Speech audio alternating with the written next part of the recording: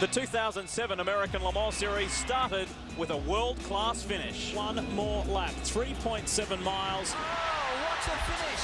Bergmeister's time and distance is running out. Mello is locked up. It is really on now. 12 hours of racing, and it has come down to this. Ferrari versus Porsche. Bergmeister gets on the inside, can't quite execute the move. It's all about this corner, Calvin. Look at this run. He's on the run. Mello comes over to try and block him, but Jörg Bergmeister, he's right up against the wall. How close do you like it? This is a drag race down towards turn 17. Here comes the Ferrari. The Ferrari comes back. Bergmeister has the preferred line. Mello's going to have to do the hard work, and he hasn't got enough. Has he switched on him? He gets the inside run. Race. They tap again, and Mello will get it. The Ferrari wins GT2.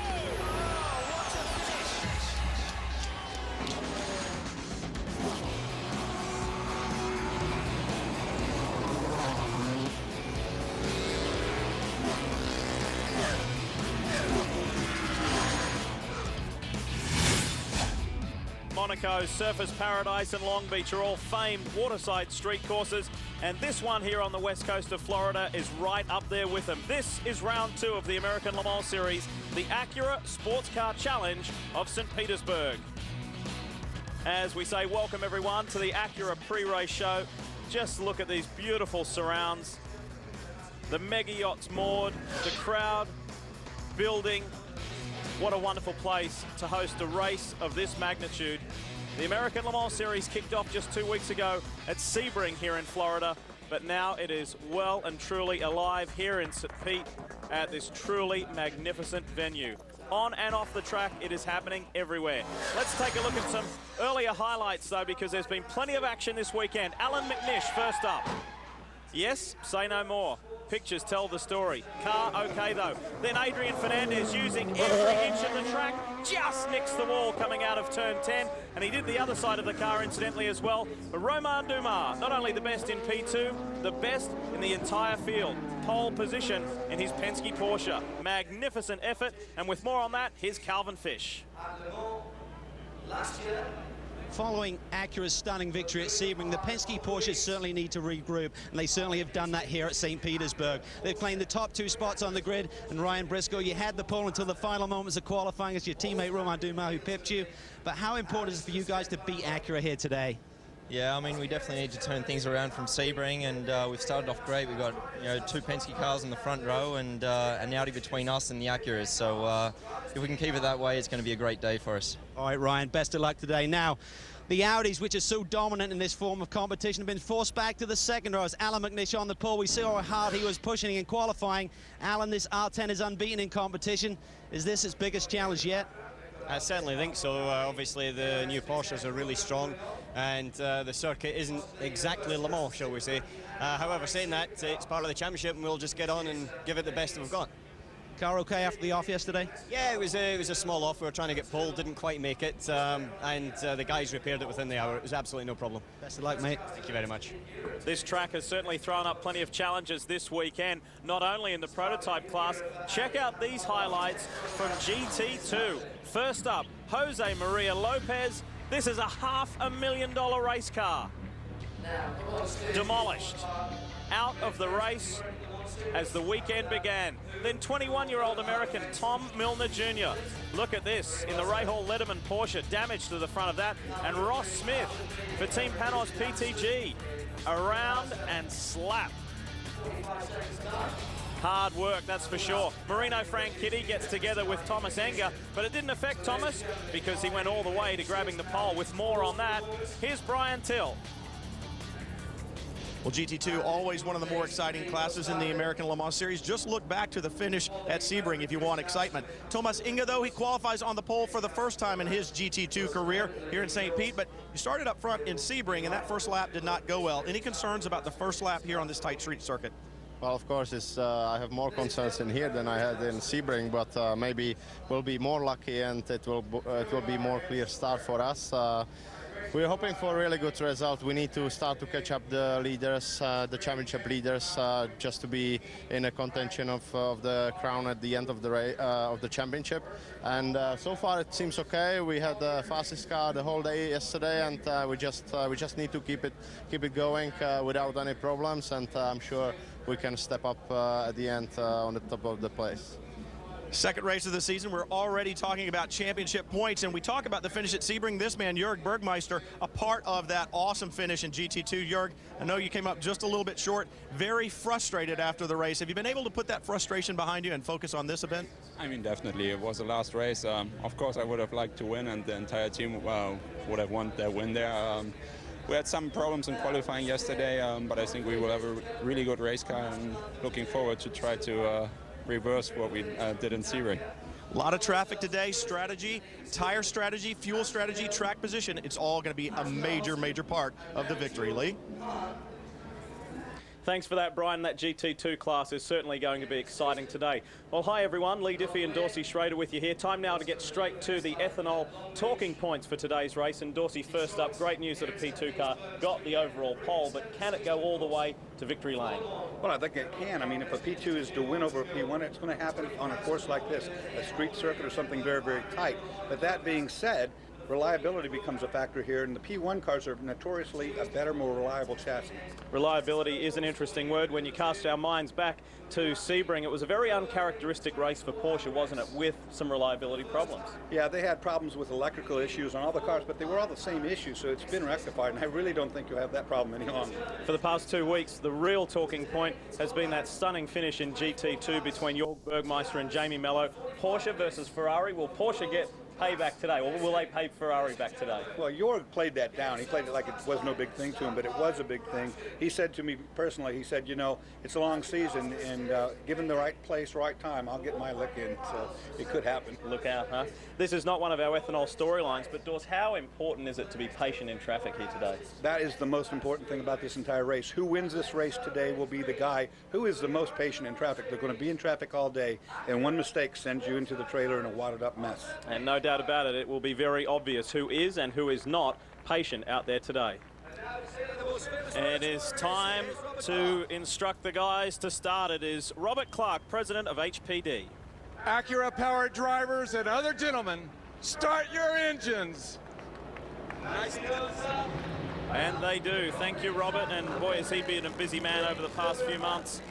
And you could even say more than that, as the president of Honda Performance Development, leading the charge with these magnificent Acuras. Of course, won the P2 class at the 12 Hours of Sebring.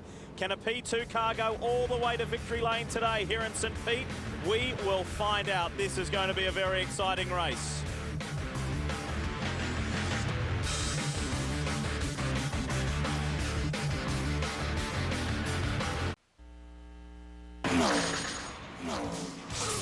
Speed's coverage of the American Le Mans Series Acura Sportscar Challenge is brought to you by Acura.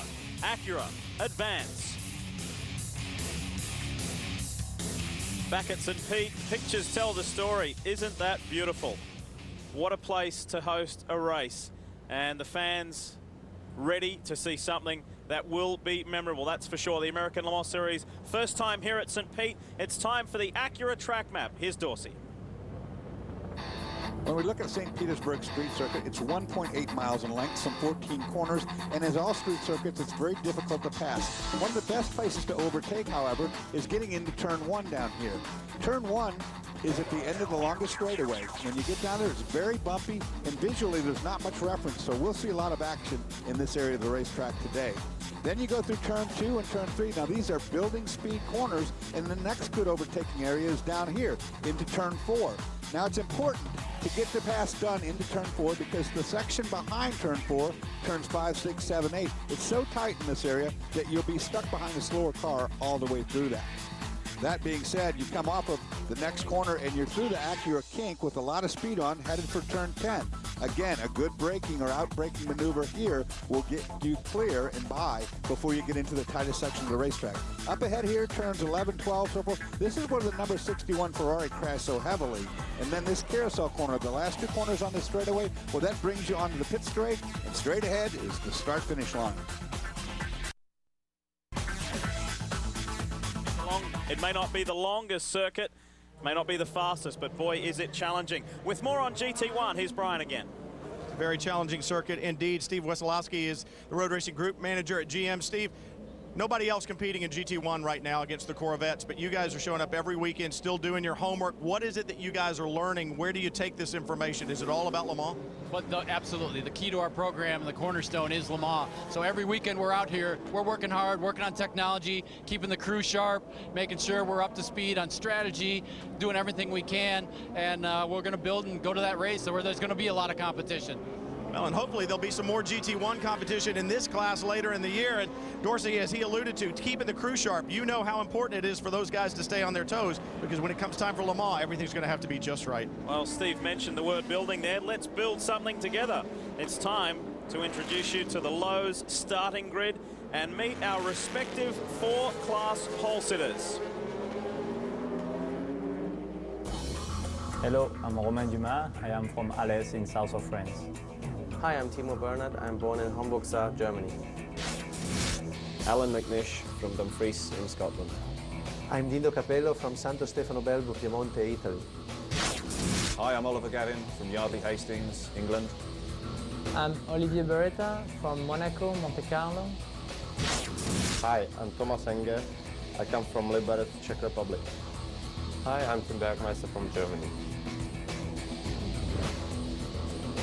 There you have it, our 4 respective pole sitters, and the classes are distinguished by various color codes. As you can see, they're P1 red, blue for P2, and so on. When we have some onboard shots, we'll have some wonderful vision today. And Dorsey, these 6 onboards are going to allow us to see just how busy the boys are. Yeah, from this perspective, the driver's perspective, you'll realize that every corner on a street circuit is a blind corner. You do not know what's around. You can only rely on the corner workers to let you know if there's a problem up ahead. We've shown you some of the highlights of the weekend thus far. Yes, there have been accidents, there have been collisions, and, well, it's pretty safe to say more to come, because it will be tight, it will be congested, people will grow impatient, all in the search of victory. Round 2 of the American Le Mans Series just moments away. Massive day for this guy here, Ryan Briscoe, and another young driver in Marino Franchitti, looking to succeed in their P2 class, and just 1 car ahead of Briscoe, and that is the sister Penske Porsche of Romain Dumas. Boy, he was electrifying in qualifying yesterday, Dors. Set that pole time on just his 2nd flying lap. It's amazing, you know, but I would watch the Audi. Alan McNish with the huge torque that diesel makes. There's a long way from the start and finish line into turn 1. Watch for McNish to try to make a huge move at the start. That's what I would do.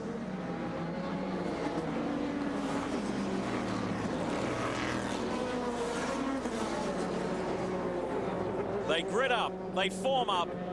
The Acura Sportscar Challenge, round 2 of the American Le Mans Series. First time on the streets of St. Petersburg, and the green flag flies. It's an all-Penske front row, but look at McNish. There's been contact. I told you that was going to happen. I knew McNish would have the V10 power, the diesel, and it was been contact. There's going to be more right here. Someone pushed their way right up the inside. That looked like Luis Diaz. It was either Diaz or David Brabham.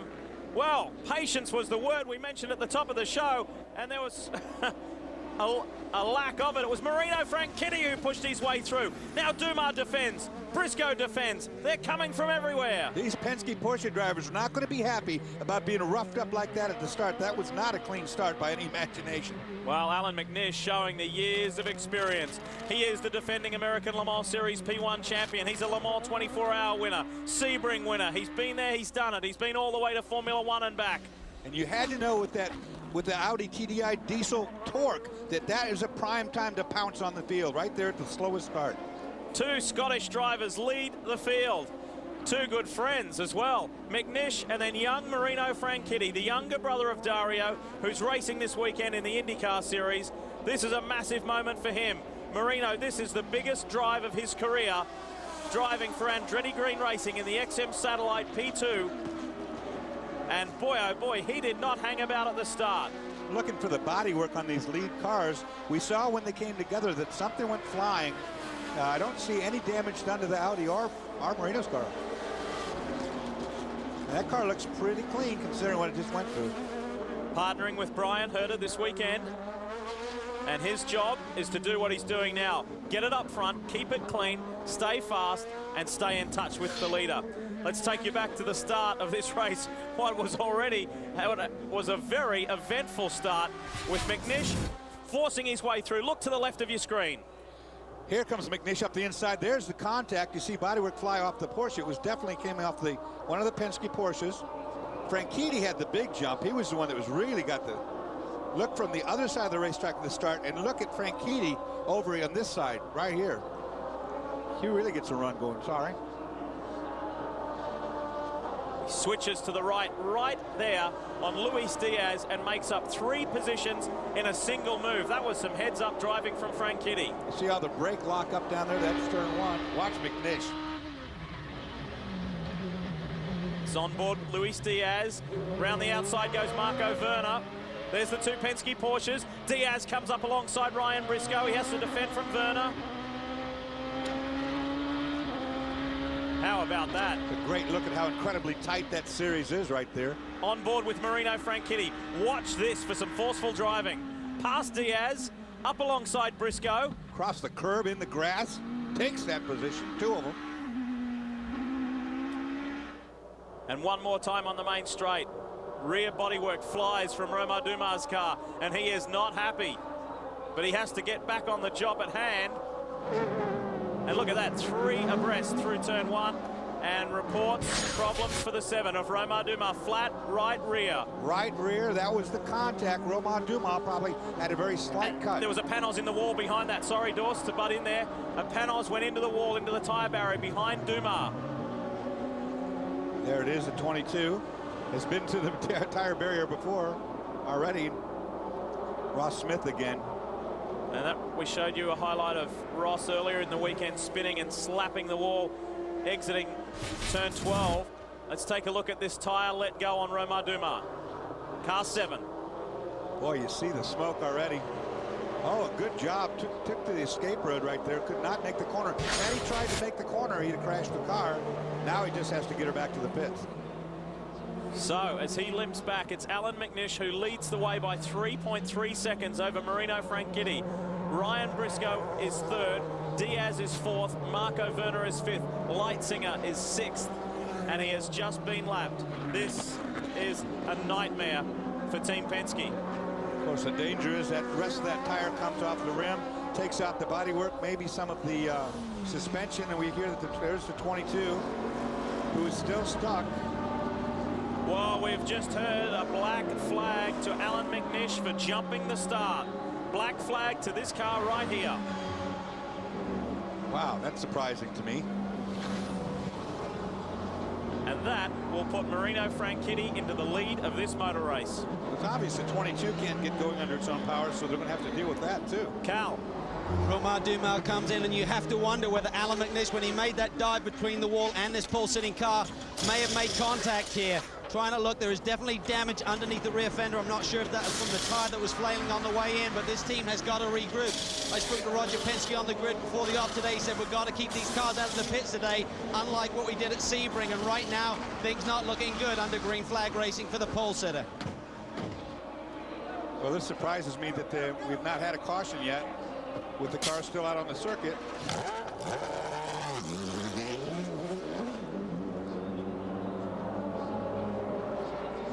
How about that? Oh, there we go. Ross Smith fires up the Panos PTG machine, the Panos Esperante, and gets going again. McNish on pit road to serve his drive through, and Marino Franchitti inherits the lead of this race. McNish will be fuming. Look at this. Jumping the start and are gone. Into the penalty box and released immediately. Now, in GT1, it's the 4 of Olivier Beretta who leads the way. In GT2, it's Robin Liddell for Tafel Racing. And McNish rejoins behind his teammate Marco Werner. On board the Flying Lizard. This is with Johannes van Overbeek, currently 4th. Make that 3rd now in GT2. Liddell, Mello, and Van Overbeek. There's your top 3 in GT2. threading the needle, Lee. I mean, you really got to thread your way through these walls and not get involved with bouncing off one of them. As they head down there into turn 4, Dawes, how much of an effect will the shadows make and they come back around here? Well, they're starting this race at the worst time of day for that shadowing that you're talking about, late in the afternoon, and it's going to get worse as it goes along. It's hard to see these walls anyway, but with that shadow, you can make a mistake. Well, we said right from the top of the show, this will be exciting. It will be eventful. People will not display a lot of patience. We've seen all of that already. And it is just the beginning of this 2 3/4 hour race. Round 2 of the American Le Mans Series. And the race leader is Marino Franchitti. He leads his class and the race. What a moment for the young Scot.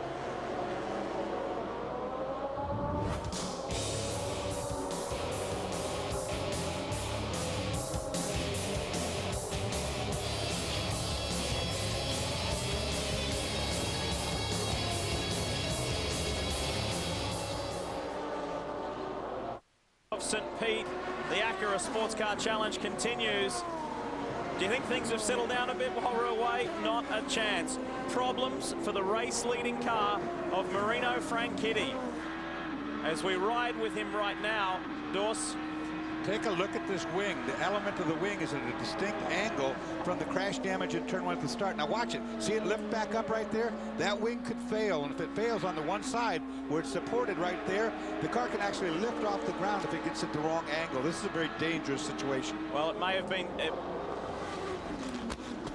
Well, word from race control, they're saying that it looks stable enough for them, but it may not just have been that first corner incident, Dawes. Let's go back and take a look at some replays with Marino Franchitti. Watch this.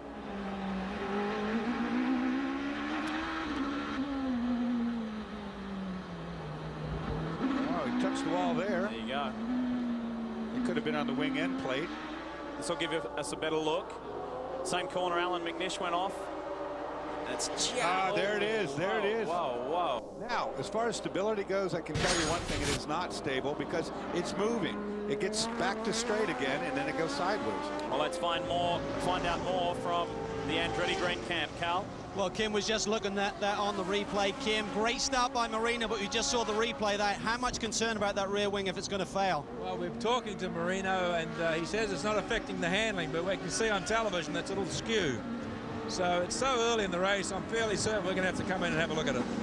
So would you bring him in on the green, or will you wait for your first pit stop to take a look? We're just trying to make that decision. Obviously, we're trying not to make the wrong one.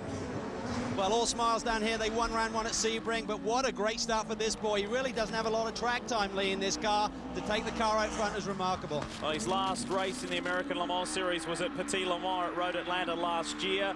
He did a 24-hour sports car race in the Middle East over the off-season, but hasn't had too many full-time rides over his career. But this is a magical moment for young Marino. Could be a bad moment shortly, though. The angle of the wing does not concern me that much. If it just stayed still like it at that angle, that's one thing. But you see it here? Watch it moving up and down. Cal? More problems for the Penske Porsche. The number 6 machine in this right now. Ryan Briscoe back underway. I'm not sure if he lost a lap there. There were some little covers on the inlets to the side pods that were taken apart for inspection. But right now, the crew is trying to communicate as to what the problem was. We'll try and get you an update. Was in second place. He was within 1.5 seconds of Marino Franchitti, and just as Marino was running into trouble and things were looking good for Briscoe, he spends unnecessary time on pit road. And the problem with the street track is it's so short in nature. You go a lap down here, if you stop for anything under green, you're almost certain to lose the best part of 1 lap. We ride with Marco Werner. Cal? Roger, not the start you were looking for here today. What was the problem with the 6 machine? Well, we saw high oil and water temperature for some reason. Whether we picked something up in that accident at the beginning, we just couldn't take a chance to burn it up. So we'll see what happened. Everything looked okay. Guys didn't find anything on the car on the inspection? Nothing wrong, but we had to do it. Just there's no use running it with it hot like that. Okay, they're going to try and rebound from this. Not the start they were looking for. It's been a frustrating start to the 2007 season, that is for sure. Look at this traffic. Look at this traffic. On board with Luis Diaz. He was right in the mix at the start. He's running third. He's with Werner. Here's McNish, who we should tell you too is very hot under the collar after that ruling for jumping the start. And he is forcing his way back through the field. An angry Alan McNish behind the wheel of an Audi is not someone to fight with. A Scotsman at that. You got to watch out. Alan McNish is very, very vocal on the radio when he is going to be someone to deal with. I would not block him. I would not do anything but let him by. McNish has got by his teammate. This is the viewpoint of Marco Werner. There's McNish up ahead already and storming off. I remember back in 2000 at Infineon Raceway at Sears Point, Alan lapped the entire field, including his teammates. We've seen him perform magic in qualifying as well, pulling out like a second and a half faster than any other guy's ever run. He just has magical power when he needs it. These onboard shots are illustrating the point beautifully of how tight and demanding this concrete line circuit is and just how much of an impact the traffic plays. Cal? Here with Brad Kettler, Technical Director for Audi Sport North America. Brad, first of all, talk about the call on the initial start with Alan apparently jumping it. How did you see things? It's very, very difficult to tell if he took an advantage before the start, but he definitely got crowded over. He had no place to go. He had momentum. He was going to take advantage on the start. He had momentum, and they pushed him over into the wall. He had no place to go. He's quite upset about it, but he took the penalty, and you got the Scotsman mad now, so you'll see him pushing. The only thing that makes him madder is making him pay for dinner. But right now, Brad, talk about the fact the car did seem to make contact with that concrete wall on the start. Did you see any damage when he cruised down pit lane? No, I went down to the penalty box and looked at it when it did its stop and go penalty. I didn't see anything obvious. All the tire pressures and temperatures look good. I think it's all right for the moment. All right, mate, best of luck. You see Brad here kitted up. Their #1 mechanic is actually feeling a bit sick this weekend, because Brad has taken over his technical operations as well. And Cal, just to confirm that, reading from the IMSA, the 2007 IMSA regulations, all cars must remain in line until they cross the starting line. Any car which pulls out of line prior to crossing the starting line in order to gain an advantage may receive a penalty. And that's what we saw with Alan McNish. This is Werner, third overall, second in class, and this is what happened to him when Alan McNish came storming on by. Well, I'm sure he's been told already on the radio that McNish is hot under the collar, and he's there. He just let that happen. Very much let that happen. He just braked a little early and let the inside. McNish has been faster in qualifying by quite a lot. So, I mean, there's no need to rough it up with your teammate, particularly when he's got an attitude right now. Well, we'll see what Alan McNish can do in the magnificent Audi R10. He's 8.2 seconds behind race leader Marino Franchitti. Here it is, the XM satellite car. The Acura, the class-winning car from Sebring. Can Marino hang on? Will that rear wing hang in there? We'll find out when we come back.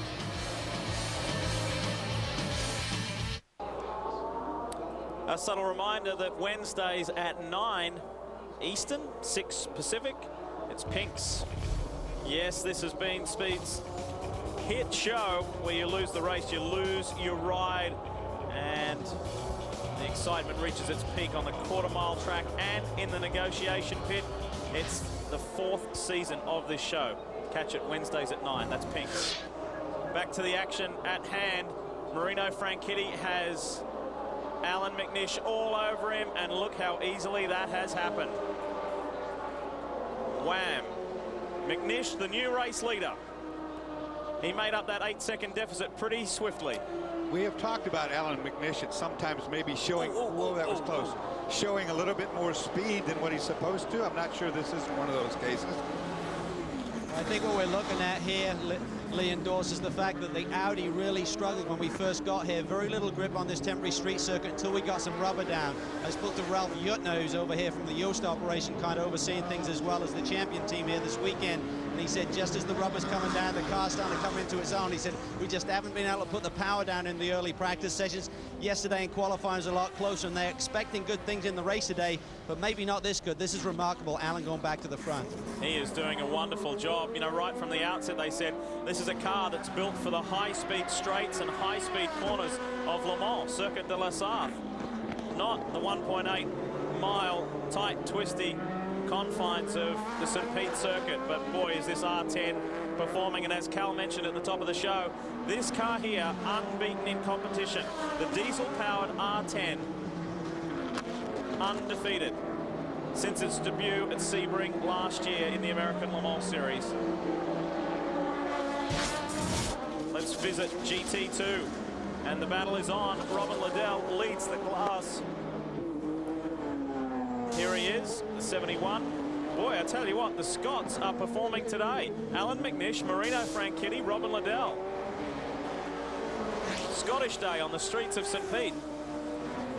Hey, Lee, one of the things bothering Robin Liddell, though, this weekend is his back. This new Porsche has a different seating position than the 2006 model, and right now he's struggling with some problems in his lower back, sciatic nerve issue. He can only run comfortably in the car for about 30 minutes, so it'll be interesting to see how well Robin Liddell holds up. Obviously, that Porsche holding up very well, but driving a race car with a bad back, Dorsey, as you can attest to, is not something that is pleasant at all. You know, you get a sciatic nerve problem, and what can happen, Brian, it happened to me before, is your entire right leg, which is doing all of the work, goes to sleep on you, gets numb.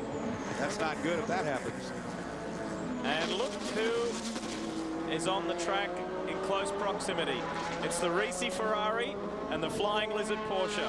A la Sebring at the end. Just checked in with Rick Mayer with Risi Competizione. Said any problems? He said, no, we're in good shape. We're just kind of biding our time. We know that the Tafel cars are on softer Michelin tires, so we should be in good shape. They believe that if they need to, they have the option of double stinting. They do not believe that the Tafel Racing Group will be able to do that starting on the soft. So a lot of strategy here today. I think they're just trying to play it safe, stay within, you know, closing distance of that lead car. The one thing you got to be careful of is that you don't get that overall leader between you and the class leader right now. That would be a disaster if we then got a caution, so you can't let him get too far away. That's a very good point, Calvin. You know, if the lead car overall, of course, the Audi of Alan McNish gets between these two cars, the caution comes out, you lose a lap to the car in your class that you were right behind a moment ago. Well, we talked at the beginning of the show about strategy, and that tire selection is one of them. Remember, this race started very late. It's going to cool down. Some teams did elect to go with soft compound tires. The 73 Tafel Racing Porsche has 4 soft compound Michelins on it. I've been told by Tony Dow the 71 has some combination of medium and soft. He won't tell me which end, which is on, or which side, Dorsey. And I would think you'd start with mediums in the back and maybe softs in the front. He wouldn't tell you. I can't imagine. Tony Dow, very secretive about his cars. Well, speaking of Flying Lizard and Risi Competizione, wasn't that an amazing finish in GT2 at Sebring just 2 weeks ago? It's been the talk of the sports car racing world. Everyone has an opinion on it. But the two guys in the middle shared their thoughts on what happened at Sebring just 2 weeks ago. I think it was 5 minutes to go. I could already see him. And actually in the last lap, he made a mistake in turn 7, the hairpin, which allowed me to really close the gap. And from there on, he was defending his line quite a bit. So I had some problems in the last stint. My front brake was not there. I mean, the brake was completely gone.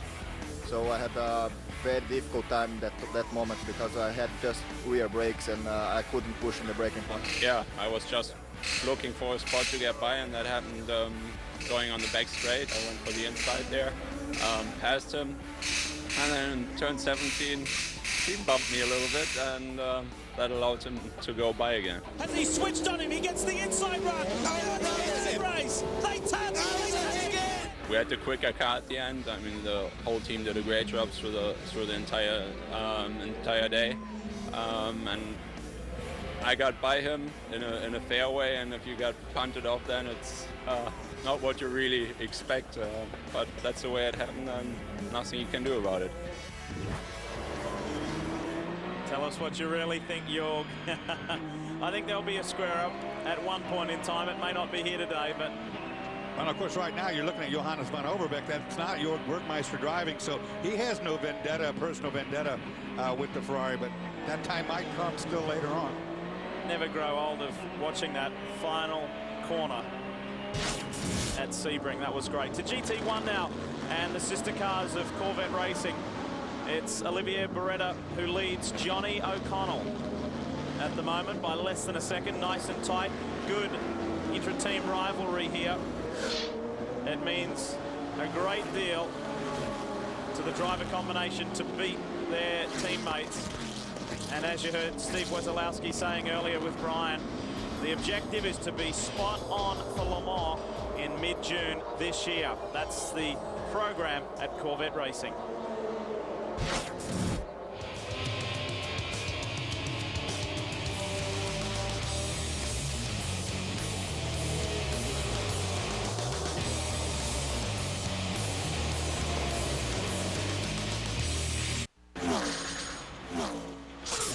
Speed's coverage of the American Le Mans Series Acura Sports Car Challenge is brought to you by Acura. Acura, advance. And by Klein Tools, American-made quality for 150 years. Pros know the difference. Welcome back, everyone. Street circuits are a real flavour of the American Le Mans Series this year. This is the first of 3 new street course events on the 2007 calendar. Of course, this is the Acura Sports Car Challenge of St. Petersburg. In a couple of weeks' time, we head off to the Long Beach Grand Prix. Then later in the year, in September, we have the Detroit Grand Prix at Belle Isle in Michigan. We're looking forward to that. Some dramas while we're away in the commercial break for Ben Devlin and the BK Motorsports Mazda. He had spun and was able to get the car going again to prevent a caution. Well, let's have a look at what happened. Let's see if we can decipher what went down, Dorse. Well, there's the 45 you're right on board, and then the 16 puts lights in there. And there goes Ben Devlin with a spin all to his own. No contact, but it did it right in front of the two boys. Take a look at it from this angle. Goes down the inside, got too much rear brake on, and spins the car without wrecking, which is quite amazing. Oh, well, this team experienced major throttle dramas at the 12 Hours of Sebring. They completely changed the structure of that, running with a fly-by-wire throttle system this weekend. Very much early days for BK Motorsports in this Mazda program. A lot of excited program partners about it, but this isn't too exciting, is it? Stationary out on track. It was a big, bold move. And when you restart now, after you reset the power. Running down the inside. But it's all to no avail now for Ben Devlin. Well, Lee, this team suffered electrical problems yesterday in the practice session, actually a software issue. So this new throttle system that they have obviously not working. The software issue yesterday cut the power considerably on the car, and they had acceleration issues. Obviously much more significant problem right now, but as they develop that car, you can expect little things to pop up, but this is not a little thing when you're sitting still on the racetrack. Yeah, and are we about to see our first full course caution? Corvette still running line astern, nothing between these guys. And of course, Johnny O'Connell in the 3 and his new teammate in Jan Magnussen. Of course, they were teammates at Panos back in the day. Where is Ron Fellows, you may ask? Well, he's with our Brian Till. Yeah, Lee, Ron Fellows right here. He's in his driving seat as usual. The one thing that's missing, the helmet. I know you guys have been really working on getting these cars fast for Le Mans, and your role has changed this weekend. How has it been being out of the car? Well, you know, it's not been bad. You know, obviously, first time to not do this, but I've enjoyed it, you know, going around and observing the corners, watching the cars, providing some feedback, and, you know, listening to the drivers and their downloading of information. It's been a little bit different. And I told Joe Kiefer that I think I've got a little bit better appreciation for your job as the engineer on this car now.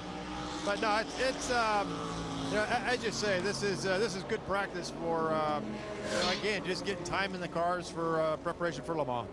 The team, Le Mans is the target, guys. We've heard it over and over, and that's what Ron Fellows is here to help him do. Looks like we've gone full course caution, Lee. Yeah, first one of the day on lap 30, and that is for the stranded BK Motorsports Mazda of Ben Devlin.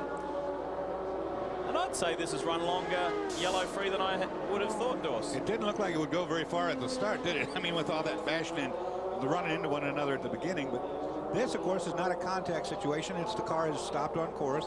You heard the mechanics trying to go through the prospects of trying to restart. That has not happened. So out comes the caution to drag him in. So the field will be compacted. Marino Franchitti, leader in the P2 class, second overall. That's a big break for this team, Lee. They're actually got a spare wing here behind the wall. What we're looking at there is really that the end plate over here, this we believe is to be broken where he clobbered that tire barrier, but the main support is right here in the middle. There's two aluminum struts here that come down to the gearbox housing, which would keep this in place. We believe it deflected badly, and then it just reset itself, so the team believe they may be in good shape. Marino has said the car's still handling well. The lap times are good. Charlie Cook, the technical, or the inspector, was down here from IMSA to talk to the team. They explained the situation. He's going to have a good close look at it here during the pit stop and make the call on whether the series and the officials are going to make him change the rear wing, and the team will certainly not keep Marino out there or keep the car out there if the car is unsafe. Dorsey Cal just said they're a lucky break for this team. Well, let's go back and have a look at a replay of what happened to Marino Franchitti. He's very lucky that this tyre bundle didn't actually rip that whole rear wing assembly off. Look at this. Yeah, he catches the thing right there, and you see that just damages the end plate, but that's not the only thing that damaged those two vertical stabilizers, the struts right here that Calvin was talking about. One of those is broken free. I think when they bring this to pit lane, they'll wiggle the wing. They're going to see how much movement's there, and I'm sure they'll change that wing, because if it were to come loose on one side only, it would be catastrophic. One thing we do need. We're going to pit on this lap.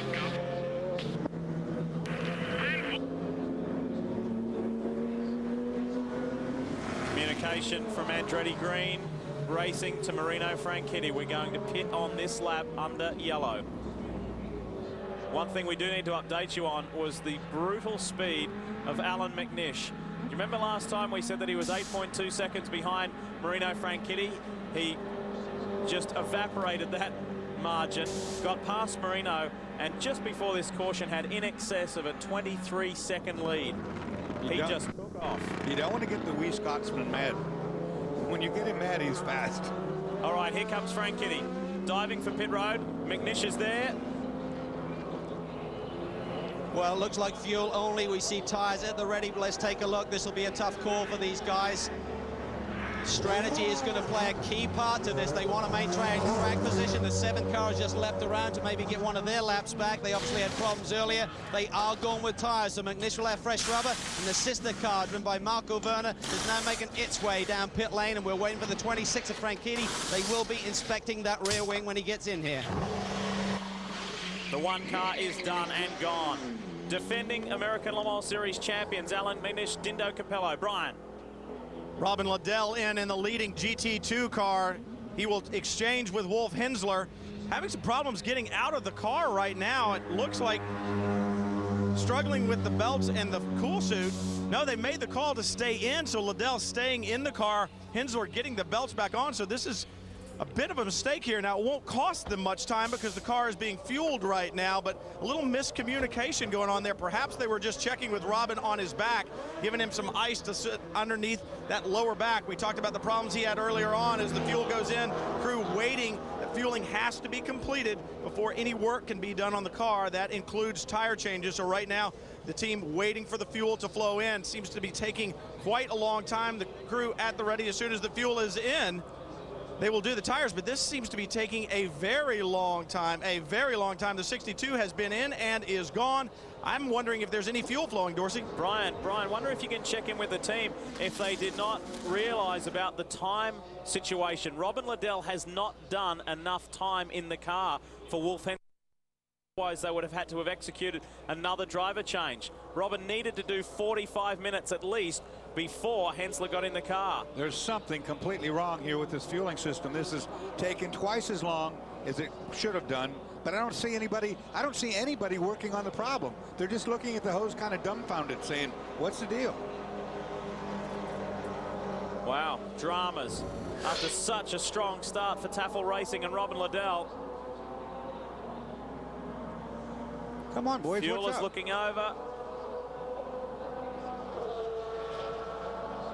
This is horrible. And just updating you on Marino Franchitti, he did not pit. He has stayed out. Here he is here. He is staying out for one more lap, but he will need to pit and address that rear wing problem. Back to beautiful St. Pete in just a moment. Make sure you log on to AmericanLeMans.com and check out podcasting that features new audio and video features and coverage of the entire series. Podcasting has quickly become a fan favorite of the American Le Mans series, and you can check that out by going to AmericanLeMans.com. Well, isn't that just beautiful? So picturesque. And it has been a pleasure to be here this weekend at St. Pete, the Acura Sportscar Challenge. Welcome back, everybody. Well, exciting times ahead too. We have got a new team on the horizon. They will debut at Lime Rock, and we caught up with the team owner to ask him why the American Le Mans series. We wanted to be at the upper level of racing, and I think this is probably the best venue that we can have in North America, and there's a lot of excitement, and with the field growing, I think it's an excellent opportunity for everybody. That's our main concern. Al Solaroli, we wish him well in his new endeavor. It's a big project, 2 P2 Porsches and a 911, so he is not taking it lightly. Carl. Well, Romain Dumas, the pole sitter, they had that disaster there with a flat tire that lost them over a lap. They're getting the car back in right now under caution. The team are trying to effect a bit more repair to that rear bodywork. Looks like it's a little bit low on that rear corner, and the last thing you want is that for that. That was tight there. Romain Dumas got the okay to take off, and there was a mechanic with one of those big sheets of sticky plastic trying to do a bodywork repair, so it was lucky he didn't damage his hand there as Romain took off. So you don't want that bodywork coming back down and cutting a tire, but these guys just trying to regroup. I think they got one of their laps back potentially there with the Audi with green. Green flag flies on the runway here, and look at this inside move on Marino Franchitti. Wow, forcing the issue on the inside, and that was a great move. Was that Guy Smith, by the looks of it, who forced his way through? It was Butch Leitzinger. Great work from Butch. Forceful stuff on the restart, and Franchitti is being swallowed up everywhere. Here comes Marco Werner now. Marino defends the inside line down into turn 4. I think he's a sitting duck with that wing. I don't know, but Butch is doing straight.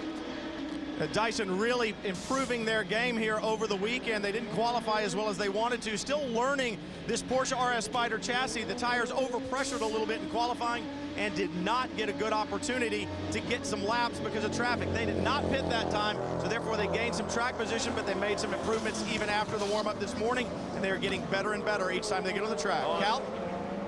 Well, there's a strange call down here by the Andretti Green Racing team. I just spoke to Kim Green about why they didn't pit Marino Franchitti. A, because it was a good opportunity under caution to get some fuel in the car. Secondly, to look at that rear wing, he just said we had a communication error. That's why Marino's still on track. Well, we did hear that radio call. It said pit this lap, Marino, and we thought we heard him respond. Look at this, down into turn 1, though. On the inside, Luis Diaz and Marino Franchitti. They almost collide, and Diaz wins that battle. And lining up behind is the first of the Penske's. Briscoe is now taking a shot at Franchitti. Marino Franchitti is in big trouble here. I think that wing, it's more than he thinks. I mean, the car is slow now. Watch this. Briscoe tried to make a run down there into turn 4. This was a miscommunication call that could cost dearly. On board with Briscoe.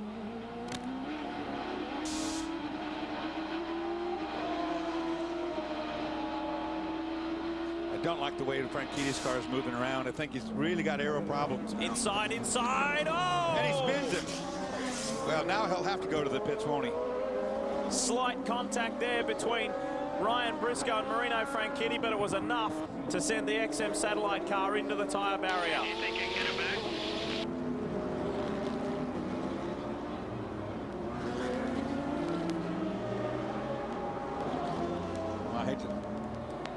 I hate to say it, but Marino just was no match for anybody with the car in the shape that it was in. They really needed to work on that wing.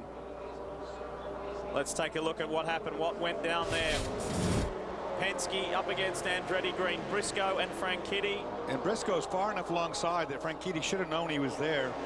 Didn't take much of a hit there, I mean, but it doesn't, does it? I mean, now he's in the barrier. On board Ryan Briscoe, this is how it looked.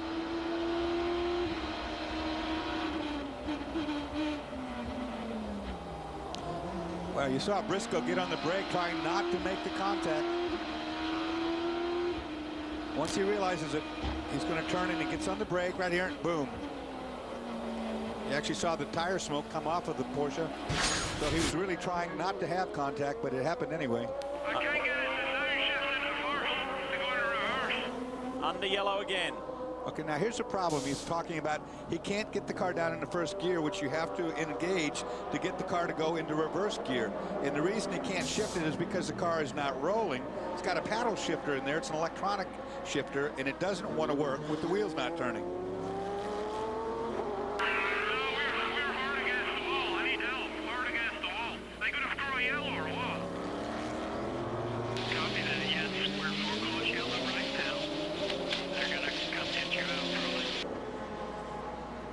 They do throw a yellow. Sorry, guys. Sorry. But the day is done for the XM satellite car. They'll get it going again, I'm sure. But as far as being in a prominent position, still a long way to go in this race. But that hurts the Andretti Green Racing Organisation. Winners at Sebring in the P2 class more than likely will not be the case here today in St. Petersburg. Many great vantage points around this wonderful circuit. We've seen Champ Car here, we've seen IndyCar here, we've seen a variety of categories. Now it's the first for the American Le Mans Series on the streets of St. Pete.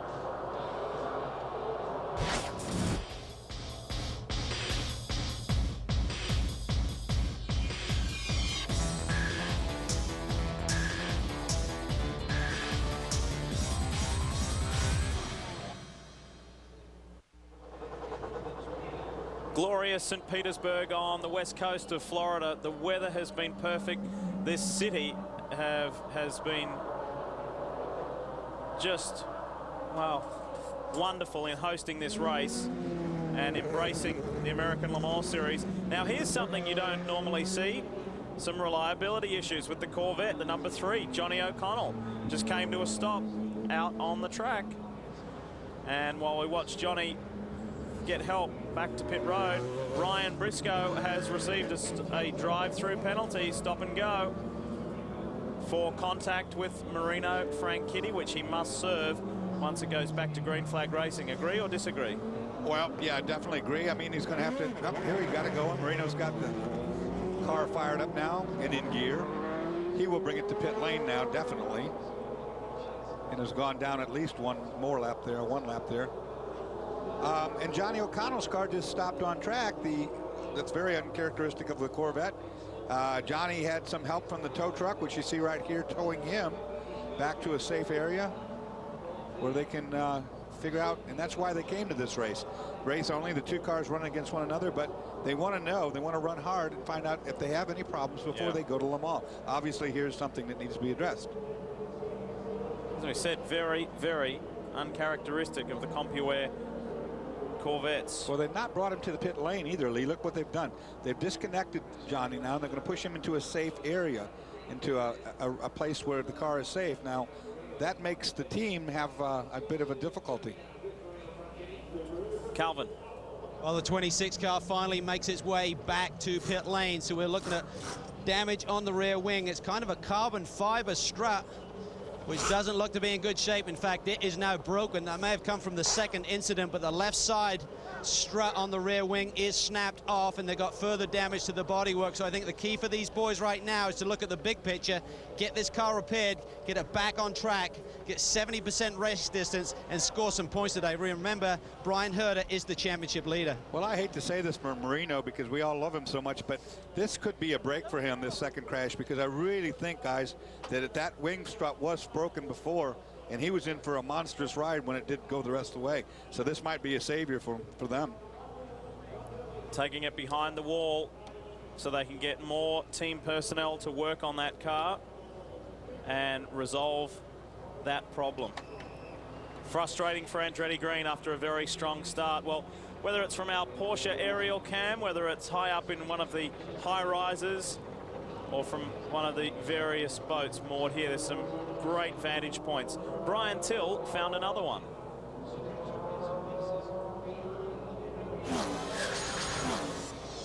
Acura entering American Le Mans is just right for Acura. Acura is a premium performance brand. American Le Mans is a premium performance brand. It's world class. As a matter of fact, Acura will soon be going global as a brand. And we wanted to create a Monaco-type atmosphere, and consequently we built the Acura Yacht Club and invited these mega yachts to come here to enjoy the race. There's no other venue in the United States where you have the opportunity to back up mega yachts, these beautiful 150, 160-foot yachts, right along the racetrack and sit in the fantail of the boat and watch world-class premium racing. And it's just a perfect fit for Acura. Heading there after the race, Dawes? Mine, sadly, is not parked amongst those. But it would be a good place to go, wouldn't it? Calvin. Well, it's a dejected Marino Franchitti. First of all, mate, an awesome start. Talk us through the first few laps here. The start, all hell seemed to break loose with McNish and whoever it was in the, I guess, Dumas. I saw a gap on the inside, so I went for it, got squeezed up by the Porsche. I think I probably damaged the front wing slightly, but then we were quite comfortable. I didn't know McNish had gone. He was so far up the road by whatever happened to him. I didn't know he was behind me. We were having radio problems. The first thing I knew was when I saw him right on me, I thought, hang on a second, he just blasted past me. Again, a miscommunication on the yellow. I didn't know the pits were open yet. I knew we were going to come in, but, you know, we missed it. As I say, I'm not sure if it was a radio problem or my mistake. If it was my mistake, I apologize. Two areas of contact, Marino. One by yourself that you got a little wide there out on the dust and clipped the rear wing. Looked to be a little bit iffy in terms of staying out there, but the car seemed to be handling well. But talk us through the incident with Ryan there towards the end here. It's typical Ryan. My brother said he was brain dead, and he does stuff like that, and he never learns. You tell him and you tell him, and I give people their own chance. I left him a little bit of room in the inside, but no, he wasn't. You could see, I saw the replay while I was sitting there waiting to get towed. He didn't have, you know, he hardly had a wheel on us. Wiped us out. You know, I'm disappointed for the Andretti Green team, XM Satellite Radio, and all our supporters, because we got so many of them here. And I'm sorry for Brian Herta for, you know, messing up his car for him. But, you know, rookie mistakes, and I'll learn. Well, a promising start certainly turned sour here a little bit, and they're taking the car behind the wall. Of course, you mentioned, boys, they get more mechanics working on that thing. Only 4 guys allowed out here in pit lane. Very, very disappointed Marino Franchitti after such a promising start, but he will bounce back, and so too will that team.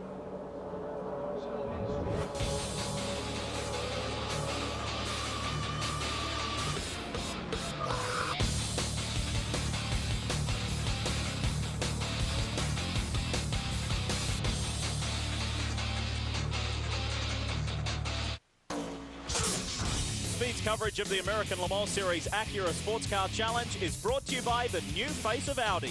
They're young, powerful, and ready to play. Visit your local Audi dealer today to find one in your size. And by Michelin, a better way forward. Welcome back, everyone. That is the South Yacht Basin here at St. Pete, and the Acura Yacht Club down there in amongst various other vessels. Just so scenic, isn't it? Very picturesque. Glorious weather down here too. Of course, they've been racing here on the streets of St. Pete on and off since the 1980s. There's been some wonderful motor racing here over the years. This is a first for the American Le Mans Series, as we are still under caution. Welcome back, Lee Diffie, Dorsey Schrader with you, Calvin Fish and Brian Tell. And as we're updating you at the top of your screens for the top 3 in each of our 4 respective classes. What's happening on pit road, boys? Well, a quick update on the Audi situation. They're obviously looking very, very good. The cars have really come to them under race conditions as more rubber has gone down on the racetrack. As the team said, the last thing you want to do with Alan McNish is make him mad. He's really flying right now. Their perfect strategy is now working out because they can really split the distance. We have about an hour and 45 left in this, which allows them to split that. They'll be good for just one more stop for fuel, barring any drama. Now, down at Penske, they brought the number 6 car in. They haven't really served that penalty yet that Ryan received for making that bump with Marino Franchitti. That has to be done under green flag racing. However, they did bring Ryan Briscoe in and topped him up with oil. I spoke to Roger Penske earlier. He said that temperature issue they had when they made the early pit stop has stabilized. It's still very high, but it isn't getting any higher. The number 7 car has made a pit stop. Romain Dumas has jumped out, or pole sitter, and now Timo Bernhard is behind the wheel, and they did that within the regulations to get that 2 hours maximum on any one driver. Brian? And on this end, Dyson took the opportunity to bring both of their Porsches in, change drivers, as did Highcroft Racing, Stefan Johansson behind the wheel, and we are back to green. You betcha we are. 1 hour, 42 minutes to go, and look at McNish bolt. He has gone. Audi 1 and 2. Overall and in the P1 class, it's McNish over Werner at the moment. Luis Diaz is running third, and he is the top runner in the Prototype 2 class at the moment. Still a lot of this motor race still to come. Riding with Werner.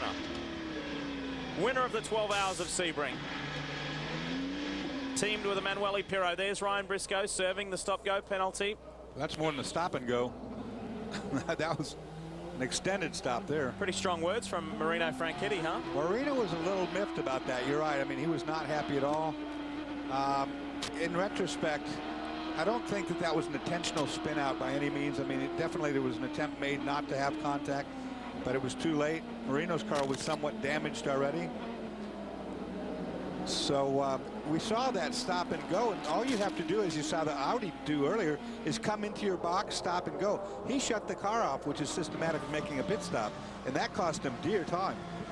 If you're wondering what the big lines up the middle of the track are, well, this is an active airport, the Albert Whitted Airport. They close it down for several days for this race meeting, and the rest of the year it is active, and that is the runway. Of course, you see all those little dots and so forth on that runway, and that's where the planes land. That's their little skid marks. Nothing to do with these cars.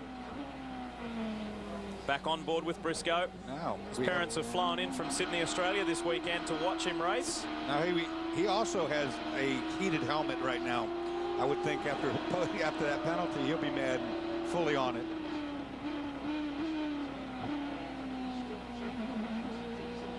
Plenty of clear track space at the moment for Briscoe, though, to build back up, get back into the rhythm. GT1 and the sole remaining Corvette. The 4 of Ollie Gavin is now behind the wheel after taking over from Olivier Beretta. Runs 9th overall. Well, Lee, the problem for the 3, a drive shaft. Very, very rare to see any kind of a drivetrain issue on those cars. They're so stout, but definitely a drive shaft on the 3. A little more on the 71 of Taupo Racing. They were our GT2 leader. That long, long pit stop, I checked in. This is a new fuel delivery system. It's a single hose. The vent comes back through it. There seems to be some type of a problem with the venting system. It's not getting the air out of the tank, so the fuel flows in very slowly. So they got to get that worked out before the next stop. Look at the traffic here. Flying Lizard Porsche, the 44, Darren Law, Lonnie Pechnik teamed up this weekend. No Seth Nyman here in St. Pete. He's got some family commitments back in California. If you're watching, hi Seth. Look forward to seeing you at Long Beach in California at the next event on the American Le Mans Series schedule. And a pair of Ferraris are leading GT2. You see the 2 of them right there. And that is second place, Tom Milner. Enger is in there trying to force his way through on young Tom. We showed you his highlight earlier, or should be a low light, we should say, earlier in the weekend when he slammed the wall, ripped the front left out of that car. Rahal Letterman team did a good job to get it repaired, but he has got a battle on his hands. It looks like Enger's got him. In the Peterson White Lightning Ferrari, he certainly has. Pole sitting car of the Czech driver, Thomas Enger. Boy, is this guy a star. What a driver. Ferraris look really good on those high-speed transitions there, those S's back and forth. They're very flat, good handling race car. And these shadows, Lee, are getting deeper and darker.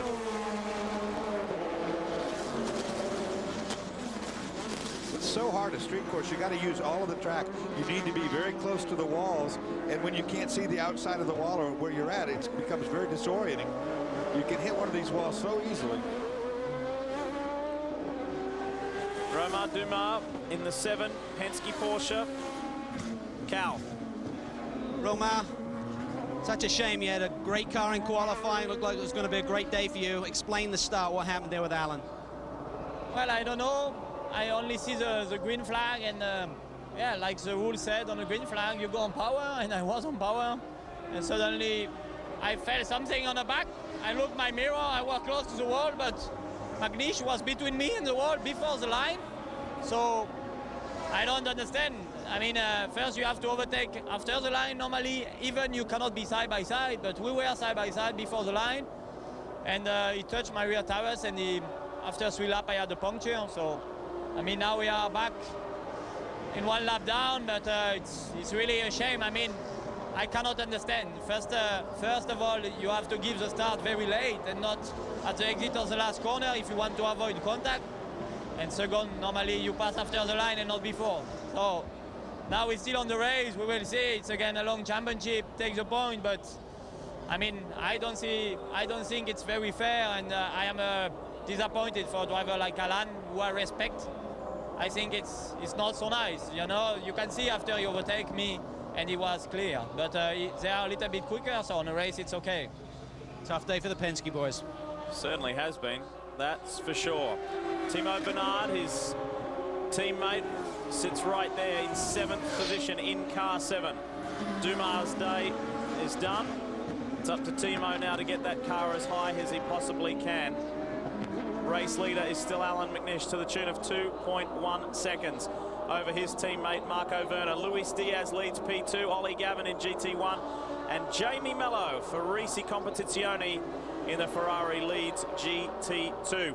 Want to remind you that Lowe's Fantasy Racing on AmericanLeMans.com is off to a fun and competitive start. Go to AmericanLeMans.com to find out more about the Lowe's Fantasy Racing. Make sure you don't miss the Speed Report. It's tomorrow night at 7 p.m. Eastern, 4 p.m. Pacific. Go beyond the highlights, beyond the stats, and get the why. That's the most important part. The Speed Report has it all tomorrow night at 7 Eastern. Welcome back, everyone. We continue here, round 2 of the American Le Mans Series, the Acura Sportscar Challenge, high above the streets of St. Petersburg. And this is your race leader, Alan McNish. Just flying, to say the least. Almost 3 seconds ahead of the sister car of Marco Werner. And the co-drivers are standing by. Of course, Dindo Capello will take over from McNish, and Manueli Pirro will take over from Marco Werner. Here's Calvin with a Michelin tyre tech tip. Well, one of the Michelin teams has certainly had their problems today. We're looking at the number 26 machine, certainly major surgery going on there. But for all of the teams this weekend, coming to a brand new race circuit, the problem is knowledge. They don't have a lot of data here, so most of the teams only got around about 200 miles of practice before they had to make their tyre choice, which is critical for the race today. I'm here with Donnie Wilson, who's the tyre technician for the Andretti Green Racing team. And Donnie, what sort of things are you looking for in those first 2 practice sessions to make that call for the race? Well, the street race circuits are typically very narrow and very slick, so basically we start with the softest thing we have and try to find something to grab a hold of these circuits. As you can see, there's not a lot of room, and the circuits are typically very slick. You seem like you had a very fast race car out there. You went with the softer option. Would you have been able to double stint those today, Donnie? Yes, we did enough testing that we knew we could do a double stint, and yeah, the car was performing quite well. A little bad luck. Certainly a little bad luck. The drivers are important, but sometimes these are the guys, the magicians behind the tires, who get you that victory, Lee. Thanks, Cal. Good stuff. Michelin tyre tech tip. And, of course, these Audi R10s also run on Michelin tyres. Well, during Cal's report there, you saw the Highcroft Racing Acura spin. This is what happened. Stefan Johansson going to the inside here. Actually, the 20 is up the inside, and there's going to be contact. A la Briscoe and Franchitti, Chris Dyson and Stefan Johansson. Yeah, Chris Dyson. Now watch, well, you saw Johansson light the tires up, spin the car back around. He will now be mad, and we'll see if Chris Dyson gets a penalty, which I assume he will. A drive-through that we've seen before. Well, very similar to the Briscoe-Franchitti situation. Stefan, who is just loving driving this car, really enjoying having a full-time sports car ride again. He and David Brabham have been huge assets to the Highcroft Racing organisation. Duncan Dayton, very astute businessman and very savvy to engage the services of 2 wonderful sports car drivers in David and Stefan, who's looking for a way by. One of the Flying Lizard Porsches finally finds it up the inside, down the runway. As the countdown clock continues, less than an hour and a half of this race left. Actually, in that contact you saw with Chris Dyson lost his winglets on the front of the car with the contact. Looks like Johansson's lost his winglets off to the right front of his car too, and those winglets add increased downforce to the front. Now his are good. So it was Dyson's car. We'll take a look. Oh, look at this. There is Chris. There's Chris Dyson, who spun. Now they were fighting over third in class when... Oh, he almost backed into the GT2 car. That contact occurred. Chris moved up to third and now has lost that position. And is he having trouble firing that car? He had it in reverse. He almost backed into a GT2 Porsche. Now he's got it forward. They killed the engine here, I think. There, he's got it going. He will have lost his right front dive planes, the downforce enhancing pieces that are riveted on, basically. Oh, that's a bad position to be in. Can't get reverse. Cannot get reverse again. It's the Achilles heel of these paddle shifter cars. Third full course caution. When you can't make the car roll, then Chris, I can't copy. when the car won't roll, the gear will not engage the next gear, so you can get it to go forward to get to reverse. You have to get to the first gear to be able to get to the reverse gear. All right, let's check out what happened to Chris Dyson. Watch carefully. I'm betting this is a patience and traffic situation, but I don't know yet. No, maybe not. All by himself. A clean spin. This is what happened initially with Stefan Johansson. This was a patience and traffic incident right now. Gotcha, gotcha, gotcha. No, I haven't. Yes, I have now. And you saw parts of the right front of the Dyson car. That was the bodywork flying. Would not have contributed to the second spin that he just had, however.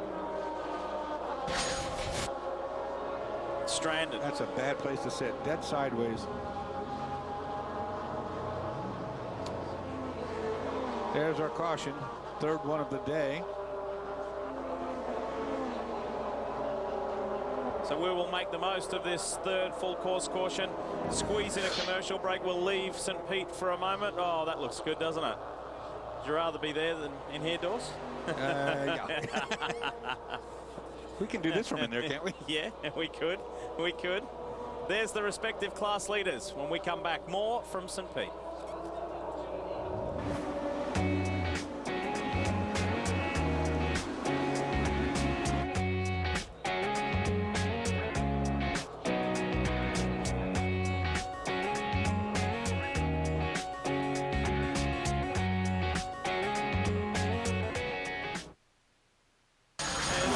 There's been a wonderful atmosphere around the city of St. Petersburg all week long. Earlier, on Thursday night, Acura hosted a lovely function, and the stars of the Acura cars, of course, were there. Michael Andretti, Adrian Fernandez, the Highcroft boys, and everyone in a nice, relaxed mood, enjoying the lead-up to what we are now right in the middle of, the Acura Sportscar Challenge of St. Petersburg.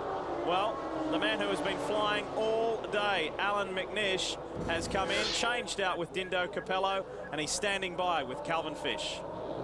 Number one Audi has made its pit stop. Alan McNish jumps out. Alan, a brilliant opening stint there. But first of all, talk us through that initial start where you got the stop and go penalty for contact. Well, first of all, I don't think it was anything to do with me in reality, because the two Porsches were there on the front line. You can't overtake until the start-finish. But the green went up, they accelerated and then lifted off, but they also closed in. I went to the right, and then he moved to defend, but I was already there. I don't know what I can do about it, but I've already made that commitment. They lift and play funny buggers at the start. It's nothing to do with me. You were certainly fired up when you got back out there. It seems like the race cars really come around as more rubber's gone on today onto the racetrack. Yeah, it seems to be that the more rubber that's gone down, and especially in the slow parts of the circuit, gives us the grip we need to turn the car, to turn that extra sort of weight to the LMP1, and we're able to get on the gas a bit better, and that's reduced our penalty to the LMP2s, thankfully. Brilliant job, mate. Well done. Thank you.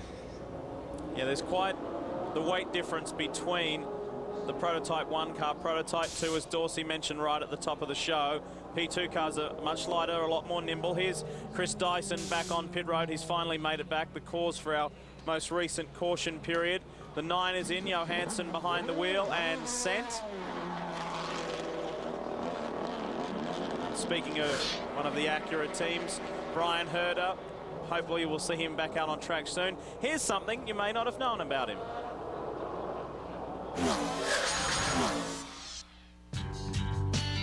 I started fishing when I was a kid because my dad used to take me, and I think fishing is the kind of thing, it's just kind of a lifelong pursuit. Yeah, I've had the chance to fish at some different places all around, and this has become an annual thing. Come down to St. Pete's, we come out and fish on the flats a little bit. It's a nice break before the craziness of the race weekend. It's very relaxing and nice out here. There we go. Still dance, eat your heart out. I used to fish a lot when I was a kid. Mostly like, sneaking out of golf courses and things like that. I don't think you could pick two things that are more opposite than racing and fishing, so maybe that's why I like it, because it's so different than, what I know I'm going to be doing on the weekend. With traveling and testing and media interviews, all that stuff, it gets kind of crazy. This is a chance to kind of unwind and relax and just take a little time, get ready for the weekend. Dolphin right there. They're everywhere. They're just smart. They'll never hit a lure. They just know. I think either fish or you don't.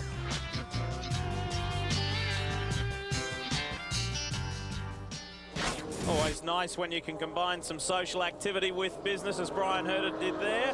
As we go back to green, and it's the Audis up front. Look at the traffic, look at them working their way through. And I tell you what, the R10s have turned things around. Everybody was talking about that it was the P2 class's chance to topple the mighty R10s, but boy, have they come on strong. I tell you, it surprises me. I really didn't think the Audi was going to be the car for here. The Audi was built for Le Mans, long straightaways, very silky smooth racetrack. That is not here. Choppy little corners, rough racetrack, bad braking areas. And that just shows how hard Audi guys have worked to get the car tuned up for this event. Dyson working well too. Dorsey, they're trying as hard as they can to move up. Right now, Andy Wallace running well, running second in the P2 class. They came in under that full course caution, topped up with fuel, and the crew said, we should be good to go. Should. I think there's a little doubt there. Another full course caution will get them to the end. Also, Tom Milner in. They topped off with fuel. They should be good to go. And what a great job this Rahal team has done by putting that car back together after the problem that Milner had in practice. Running third right now in GT2. Running third behind the two Ferraris. The Peterson White Lightning one there. Thomas Enger runs off track, gets a little loose, gets wide, tangles with the 7 of Timo Bernard, and then gets going again. Had nowhere to go. That could have been a really big accident. We've seen that before. That's where the Panos wrecked the 22. Is it damage? Damage, yeah, they made contact. There's no question, I think. How bad is it? Thomas Enger, pole winner in GT2. Could just be those radiator ducts that we're seeing. I think he's all right. That could have been a big one, though. That's the kind of thing you have to watch out for. When a car crashes on a street circuit, there's nowhere for it to go. All the bits and pieces get trapped in by the walls. And that being said, the tires and wheels and things become another thing to hit. Well, as we saw earlier in the weekend, we showed you the highlights at the top of the show with the second Risi car of Jose Maria Lopez just destroying the second Risi 430 right here. So it's Werner who leads the way.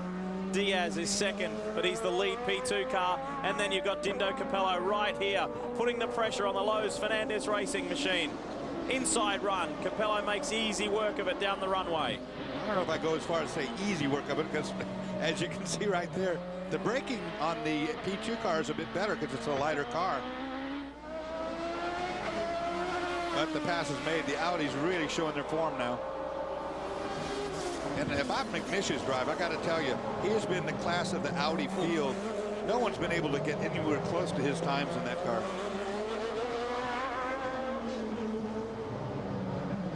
Can Capello start to eat into the lead of Marco Werner? We'll monitor that for you. The Lowe's Fernandez car is the lead car in P2. Second place is Andy Wallace. Third is Stefan Johansson, then Sasha Masson and Timo Bernard. Top 5 in the Prototype 2 class.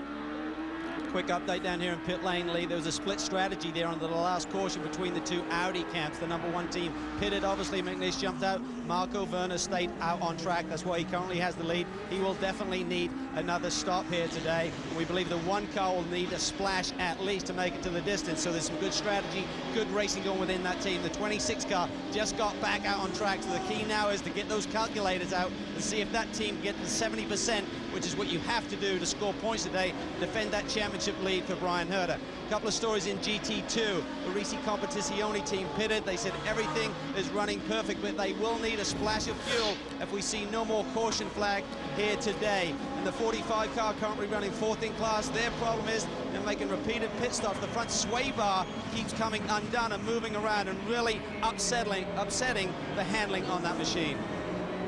Yeah, while we're under that most recent full course caution and in the commercial break, the car just kept coming back in and back in. So dramas for the Flying Lizard crew as the Acura Sports Car Challenge continues. More when we return. In just 2 weeks' time, we swap this seaside location for another one, but on the opposite side of the country. Yes, it will be Long Beach, California. Next round, next stop for the American Le Mans Series, and we really look forward to that, seeing the ALMS cars on the famed streets of the Long Beach Grand Prix circuit. It's going to come your way 8 p.m. Eastern on April 14, right here on Speed. Don't miss it. Welcome back, everyone. The Acura Sports Car Challenge here in St. Petersburg, Florida continues. We ride with the lead car. Marco Werner yet to hand over to Emanuele Pirro, leads to the tune of 5.8 seconds. I tell you what, Dindo Capello is lapping quicker than him and reeling him in.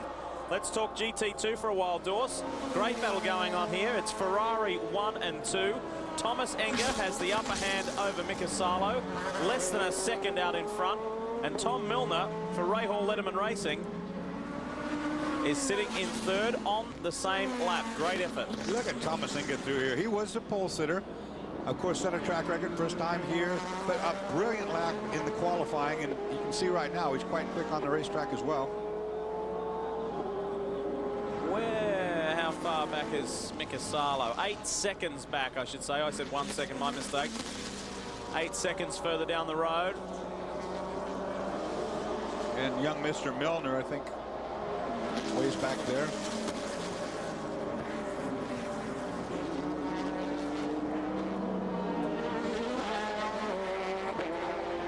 Salo working his way through traffic, really enjoying the streets of St. Petersburg. He's got a 2-year contract in this situation.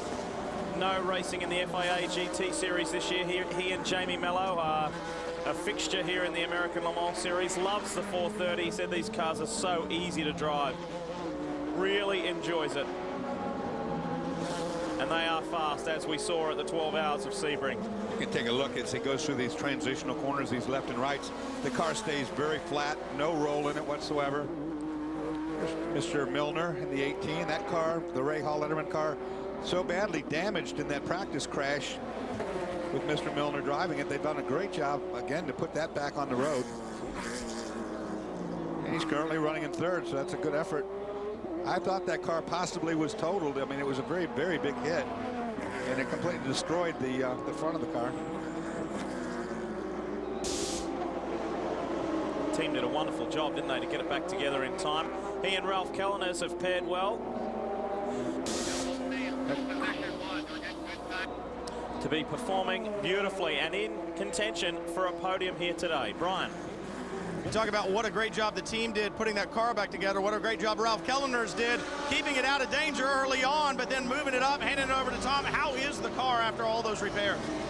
The car is perfect. The guys did a great job yesterday repairing the car, and it just handles fantastically. I kind of like had to hold myself back in the race because actually the pace that we could have gone was very, very quick, but I had to play it safe, of course, and we brought the car now into 3rd position, which is perfect. If we end the race in 3rd position, I'm absolutely happy about that. I would be absolutely happy about that. I don't think that we can fight the Ferraris outright at the moment. but it's still more than an hour to go. Maybe we're on the lucky side this time, but it would be anyway great to come on the podium. I know you guys are keeping your fingers crossed on fuel. It's going to be very close. You talk about the Ferraris. Where is it that they have the strength right now over the Porsches? Well, as you probably know, I drove the 430 last year, so I know a little bit about the car. It is very good under braking. You can, like 10, 20 meters be later on the brake with the Ferrari. The Ferrari is also very good on tires. That means you can probably double stint the tires, where we maybe have to change them after one stint. The car is generally maybe a little bit easier to drive, I would say. But I think still we have a very good car, and hopefully we're going to be in the position to maybe come closer again. Well, Ralph Kellner said, yeah, I'll stand here and talk to you, but I'd really rather be back out in the car. Unfortunately, he's not going to have that opportunity today, Lee. He's driven some of the best sports cars around. Ralph Kellner knows what he's talking about. He, Tom Milner, and Graham Rahal, who, of course, has just been confirmed as a fixture in the Champ Car World Series this year, finished 6th at the 12 Hours of Sebring, so to finish 3rd here, very good championship points heading into Long Beach Tours. No question. Ralph Kellner has got a lot of experience in all types of sports cars. Was my teammate, as a matter of fact, in Audi R8 back in 02. Here are the Flying Lizards. Darren Law behind the wheel of the 44 and Jörg Bergmeister in the 45. Bergmeister is currently 4th in class. Darren Law is 5th in class. But they are not on the same lap as the top 3 in GT. And Bergmeister's car has this strange problem with the front sway bar coming disconnected. And if that's the case, what it does is make the front of the car get a lot of grip, and unfortunately it does just the opposite to the back. It makes the back of the car very, very loose if it comes completely disconnected. So hopefully they've got that fixed.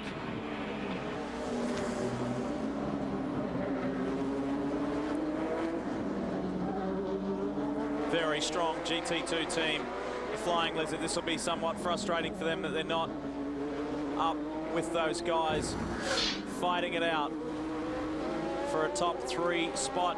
And some props to Team Panos PTG, because Bill Auberlen is running 6th in the GT2 class.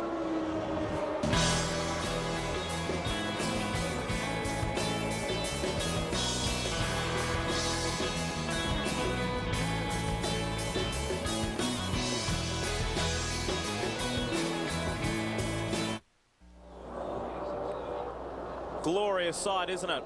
High above the South Yacht Basin and Tampa Bay. We're back to the Acura Sports Car Challenge here at St. Petersburg, and there has been drama at each and every phase of this race. Looks quite tranquil from the Porsche aerial cam, but down trackside on this 1.8 mile, just bull ring. It has been on every step of the way, and this is the lead car in P2, but it is not smooth sailing, as you can see in the top left of your screen. Black flag, Luis Diaz. He contacted car 20, Chris Dyson. It was deemed to be avoidable contact, and just when things were looking good for them, that is really going to hurt. And to make it more complex yet, Luis Diaz started the race and has been in the entire time. We've been at 1 minute and 54 seconds. You can only drive 2 hours. They've asked for permission for this pit stop. Now this will be a pit stop to change drivers. He'll have to stop again for that penalty. So once Adrian Fernandez, team principal, gets in the car, he'll circulate again, come back in and have to serve that penalty. There's Adrian, co-team owner with Tom Anderson. Very excited about this program. Cal's on the spot. Well, they've really turned things around here from Sebring. They're very disappointed. They had a problem with the rear differential that gave the car huge understeer, and they just kept masking it with more and more front downforce at Sebring. Ultimately made the car very slow, even though they finished 2nd on the road. The car here this weekend has been flying. They've been in very good shape. Right now, this is a problem here. One of the wheel guns went on. I'm not sure if the officials noticed, but the wheel gun went on before the refueling was done. That is a no-no, so they've got a penalty already to come for Luis Diaz for contact out on the racetrack, which has to be served after he's gone back out here. You can't serve that stop-and-go penalty during your service here, so they may have a double penalty here on what's going on. Meanwhile, the lead has changed up front. The number 2 Audi has been in for what should be its final pit stop, and Manuel Pirro is now behind the wheel of that machine. Talking to Brad Kettler on the #1 fuel situation, he said we are on fuel economy mode. We're going to try and stretch it, see if Capello can get to the finish without the need for a splash. So really rolling the dice there with the #1 machine. Adrian Fernandez locked in to the lows. Fernandez, Acura Lola. We will keep track of that situation there. Here's the new overall leader, Dindo Capello. Well, it was Werner and Bieler and Pirro who triumphed the 12 hours of Sebring. Will it be Alan McNish and Dindo Capello here on the streets of St. Pete? We'll find out. The countdown is on. Less than 50 minutes to go here in Florida. This is what happened a little while ago between Luis Diaz on the left of your screen and Chris Dyson. That same contact we always see. Oh, and one of the Porsches almost involved. Spins Dyson out. That was deemed avoidable contact. He was on board. He goes to a setup on the inside here. And, sorry, Chris. Chris spins. That gives him the penalty, the stop and go. Up until that point, it had been a faultless run from Luis Diaz. So that hurts their chances. They had about a 23-second lead over the 16, the sister car, the sister Dyson car of Andy Wallace, Butch Leitzinger. That really puts the advantage into Wallace's camp now. And here is the stop and go penalty now. I wonder if they're going to hold it longer than stop and go for that wheel gun going on. We'll see here in a second. Nope. They got away with it. Oh, Constable Fish didn't miss it though, did he? No, he didn't. He was right on that one.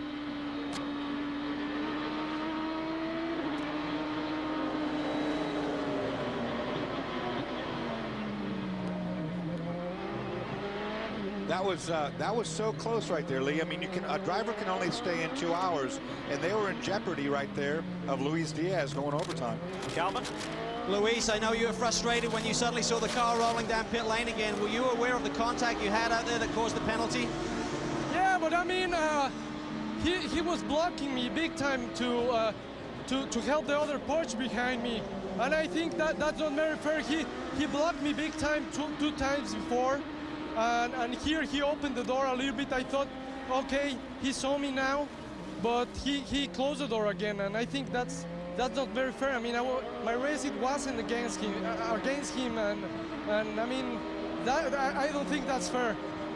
Not fair, and it could be a crucial blow to this team's hopes of victory here today, Lee. Absolutely. So just to reiterate that, Luis Diaz was saying that Chris Dyson was holding him up to advantage Chris Dyson's teammate Andy Wallace, who was then behind Luis Diaz, try and bridge the gap between Diaz and Wallace. Luis went for what he thought was an opportunity, and the two came together. Say no more, it's all history now. Wallace is the leader in P2 and second overall. These are your overall standings. It's Capello, Wallace, Johansson, Pirro, Masson, Bernard, Fernandez 7, John Field for Intersport is 8, and the one car is in. Here's Dindo. 45 minutes left in this race. 2 hours down. We're into the final 3/4 of an hour. And this will just be a splash of fuel. They've looked at the calculations. They've looked at the gap that he has over the 2 machine. They've decided rather than rolling the dice, they're going to try and get some fuel in this car, and he's underway in about 8 seconds. Just like clockwork. And that was perfectly executed stop, fuel stop. Capello and McNish enjoyed success on the streets of Houston in 2006. Will it go their way here in St. Petersburg? We'll know in 45 minutes' time. Well, while some are smiling, frustration overload is an understatement. Luis Diaz in the middle of this, very unhappy about what went down with Chris Dyson. Look at that. Disbelief. Now it's the show with the biggest names, biggest opinions, and the biggest mouths. It's Wind Tunnel with Dave Despain tomorrow at 9 p.m. Eastern, 6 p.m. Pacific, and it features special guest Mark Kent, the director of GM Racing. Look forward to that, as always, with Dave Despain. Back at St. Petersburg under our 4th full course caution And this is the reason why. Yes, that's the Peterson White Lightning Ferrari 430 up against the wall, hard up against the wall, and it caught fire. Here's the replay.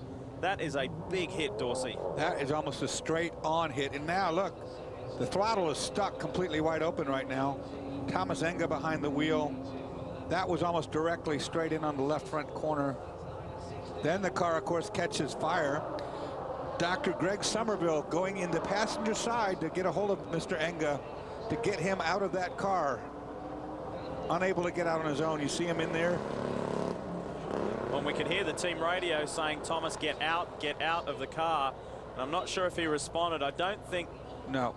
He's a well boy. That was a massive impact. And they are attending to Thomas Enga right now, left of your screen. And, of course, the situation with the car. It is going to be quite a cleanup period down there on track. And that was the GT2 leading car. Mike Peterson, Dale White of Peterson White Lightning Racing will be concerned. Do not like to see heavy hits like that. Let's get down to the pits. Brian?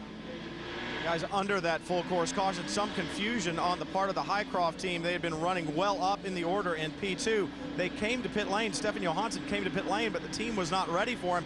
Drove on through, and he's gone from 2nd overall, now back to 5th overall, 3rd in the P2 class. So a mistake for them. This full course caution. Also, the Dyson team had an opportunity to come in. They topped off with fuel. They were going to be close in the GT2 battle. This should help out the number 18 Letterman Rahal entry, the Porsche driven right now by Tom Milner Jr. They were going to be very tight on fuel. This long caution should help them make it to the end. Down to Audi, both Audis are good on fuel, so the battle for P1 looks like to come down to those two cars, certainly without a need for another pit stop. Now the 26 machine, as we mentioned, did get back out on track by their own team's calculations. They should be good if they keep running to get 70% distance and score points for Brian Herder, who came into this event as the championship leader. So that is really a key part of the big picture on this championship run. In GT2, the Risi Competizione number 62 felt they were going to need fuel before the end of this one. Right now, they're still on the pit stands trying to figure out how long this caution will be. If it's an extended yellow, they'll probably be good on fuel. Otherwise, they should have pitted under this yellow. So right now, the ball's in the air. It depends which hand it lands in. So there you have it. There's the shakedown of who is where. Dindo Capello leads P1. Sasha Masson leads P2. Olivier Beretta leads GT1. And Mika Salo GT2. In the closing stages of this race, it's going to be a mad scramble to the checker. Just over half an hour remaining. The sun is setting on the beautiful city of St. Petersburg, Florida. If you've never been here, well worth a visit. We're here, of course, for a high-speed occasion, the Acura Sportscar Challenge. If you've just joined us, this is what you have missed so far. Highlights of round 2 of the American Le Mans Series, and we're not done yet. But what a frantic start. Alan McNish, Romain Dumas coming together. Then they were scrambling for position. Look to the right of your screen. Marino Franchitti locks it up, pushes his way through straight into 2nd place. And he actually went to the lead because McNish was penalised. Stop-go for jumping the start. Whether the contact led to this, highly likely. Flat tyre for Romain Dumas, and he went down the entry road. The Dyson 20 car of Guy Smith and the Flying Lizard car of Johannes van Overbeek narrowly avoided contact with the Mazda of Ben Devlin. There was action everywhere.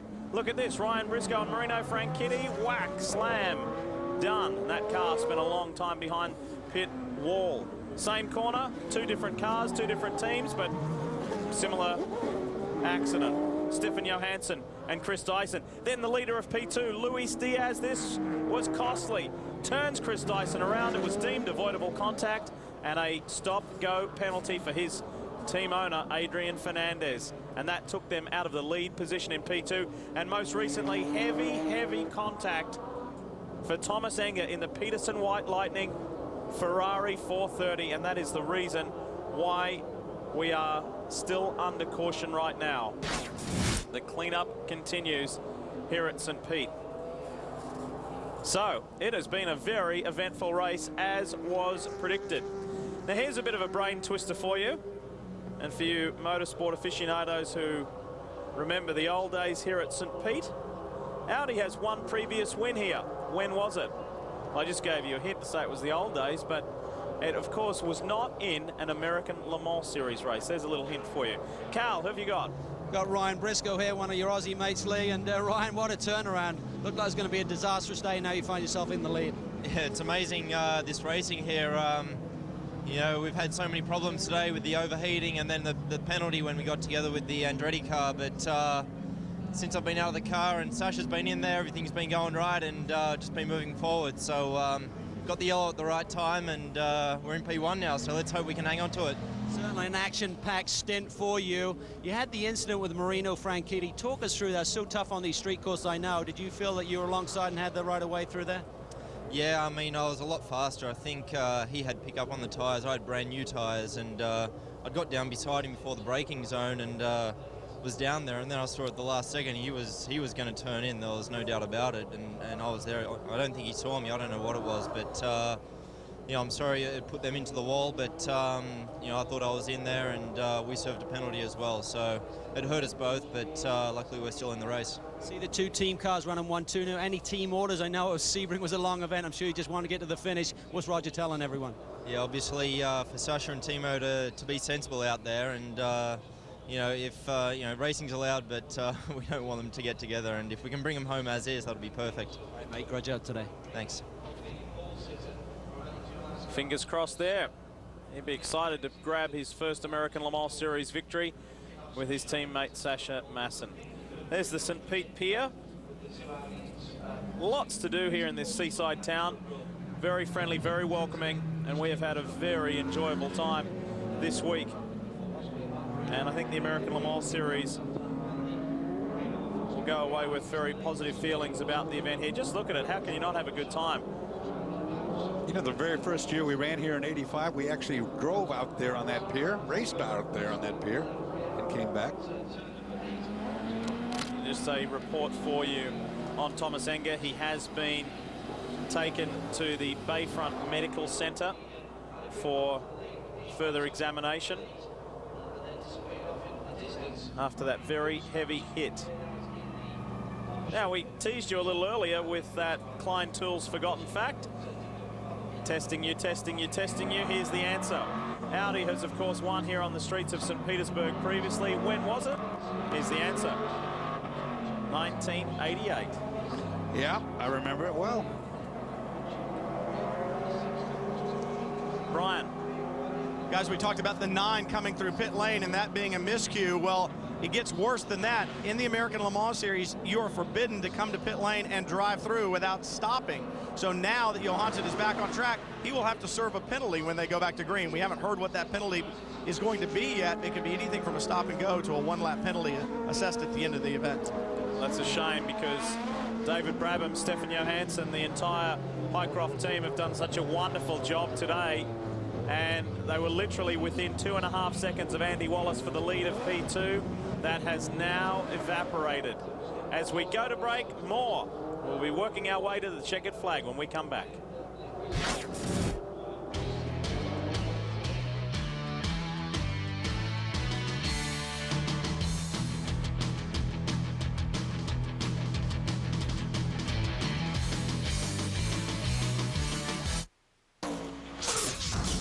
Speed's coverage of the American Le Mans Series Acura Sports Car Challenge is brought to you by Mazda, always the soul of a sports car.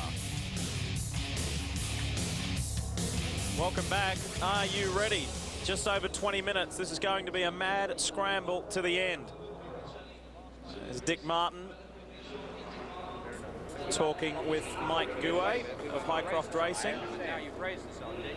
You need to tell us what you want to do.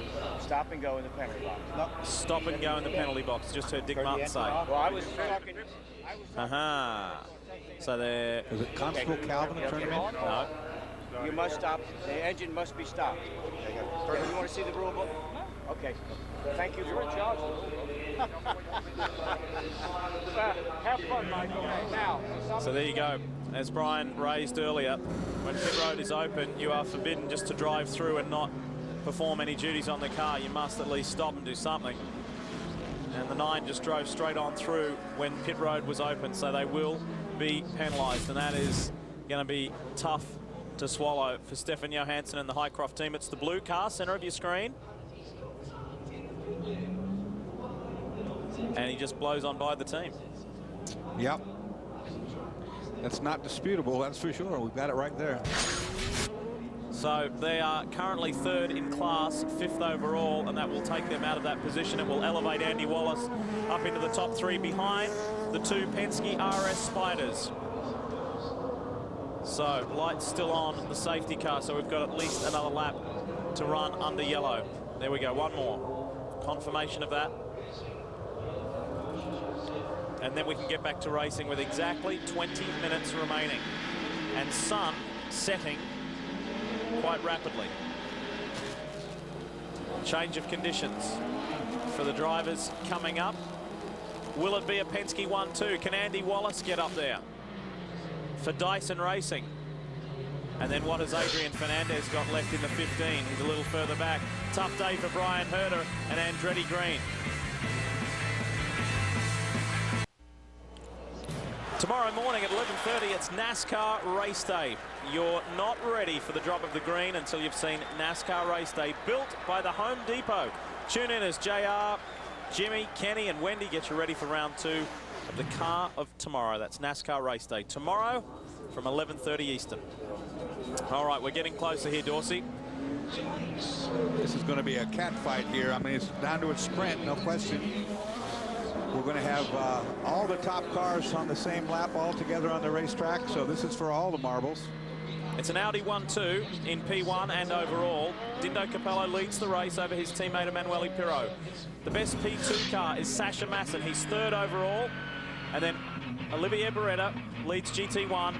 Mika Salo in the Ferrari for Risi leads GT2 and are set to go back-to-back winners unless Tom Milner for Bobby Rahal's organisation, Rahal Letterman Racing, can do anything about that Ferrari.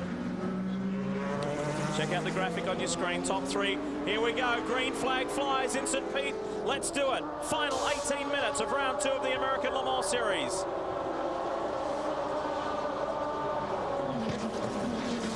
You may have noticed Andy Wallace dive for the pit road as they scramble for position. As soon as we went green, Dyson came back in. Must be a problem with that car. Brian. Andy Wallace called in on the radio. He said he thinks he has a problem with the rear end, so they'll change tires. The crew's not sure if it might just be pickup, but they're looking right now. They're looking at the right rear, and the crew is saying, no, something is broken. So something moving on the right rear of this Porsche RS Spider. And that is really relieving. Crew crawling in. Lee, it looks like it's a bolt out of, it's not broken. There's a bolt out of the upper wishbone on the right rear. It's just fallen out of it, and the right rear wishbone is loose in the back, the upper A-arm. Well, this helps Adrian Fernandez massively because we know that Johansson will have to serve that stop-go penalty. Wallace is stationary on pit road. Next one in the order is Adrian Fernandez, who we ride with right now. And that bolt would be not something that you'd have in the pit lane. I mean, it's not supposed to happen where a bolt would fall out like that. So there's one of the Audis in too deep on the last corner. Good save right there, but lost a lot of time on the racetrack. Those bolt falling out issues are not good because those don't happen that way. Everybody pushing really hard. Now the sun's a factor, no doubt about that. As you come down that straightaway, sun right in your eyes. Shadows are long. Got an update for you on Thomas Enger of Peterson White Lightning Racing. The report from Dr. Somerville was that he was awake and alert and communicating with Dr. Somerville in the ambulance on the way to the medical center, but complaining of various pain in various parts of his body. So they have in fact taken him to hospital for further checks. Very big hit, no question about that. That's a fast racetrack, a real fast corner. Well, I just saw Sasha Masson go down here into turn 1, boys, and he got in really, really deep, and Timo Bernhard had no option but to essentially get right alongside, and the team has been told, just bring it home, boys, don't run into each other. And there you saw again, Sasha Masson seems to be struggling just that little bit. It's really difficult when you've got a teammate right behind you who's a lot faster. That seems to be the case right now. And it could be nothing more than not getting all the tires cleaned up, Calvin. As you know, when you're behind a pace car that long, that last 110 10 laps long. You get all this buildup on the tire, and if one guy does a better job of cleaning than the other, you're a sitting duck for a few laps. Isn't this amazing? Sports car racing is just incredible on how it can turn in the matter of a few minutes or a few laps. The dramas that Penske had with these DHL Spiders earlier in the race, with Dumas being hit by McNish, and then the flat tire, and then Briscoe getting tangled up with Marino Franchitti, and here they are after all those dramas, 1, 2 in class, 3rd and 4th overall. Meantime, the 21, Bill Oberlin. Bill Oberlin is spun. You don't see that out of him often. Panos Team PTG, it's been a good day though. Billy's running 4th in class. Here's what happened on board the Panos Esperante. Riding along here. I think he's going to get punted. Yep, there you go. Little help. As I said, he doesn't do that very often. It's one of the Taffel cars that hit him. 73 Dominic Farnbacher. It looked to me. Meanwhile, look at this. Sasha Masson, Timo Bernard. Well, if Sasha had stuck on the tires, that's it should be over there by now. I think now Timo Bernard with the better of the two Penskes. Sasha, the defending P2 American Le Mans Series champion. Passing someone when you've been ordered not to take each other out on a street course is not that easily done if the guy that's leading doesn't want to be passed. Here's the penalty on the 9. Oh, no. One of the Dyson Chris cars. Dyson. That is in hard. That is Chris Dyson all the way through the first barrier tires.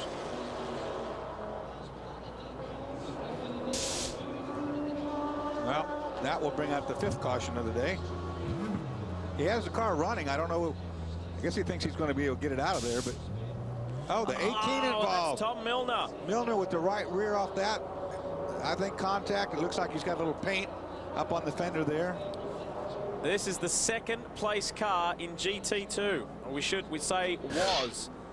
That will now elevate Johannes van Overbeek, a Flying Lizard, up to 2nd. Unbelievable. What a dramatic race. And Dyson out of the car. Here we go. Well, that was on his own right there. That has nothing to do with Chris Dyson. That's Tom Milner. Milner has an accident on his own. Now, a lot of dirt came on the racetrack, as you see there. But that's already right broken. Rear suspension failure. Look at the right rear. Something broke. Now, was it? Here's a 20. Oh, and there was contact between the Panos and the 20. Absolutely was. Nice to see Chris Dyson out of that car. Well, it was predicted that there would be contact, that there would be collisions, that this would be a race littered with full course cautions, and that it has been. What are we now up to? Our 5th caution. 12 minutes remaining here at St. Petersburg. This situation will need to be cleaned up. There's 2. The Dyson car and the Rahal Letterman 18 on board with Bill Oberlin in the Panos. And there we go. So it was the sister car. It was the 22. Whoa. That contacted the Dyson car. And it was Scott Maxwell behind the wheel at that time. Damage on the front tells the story, doesn't it?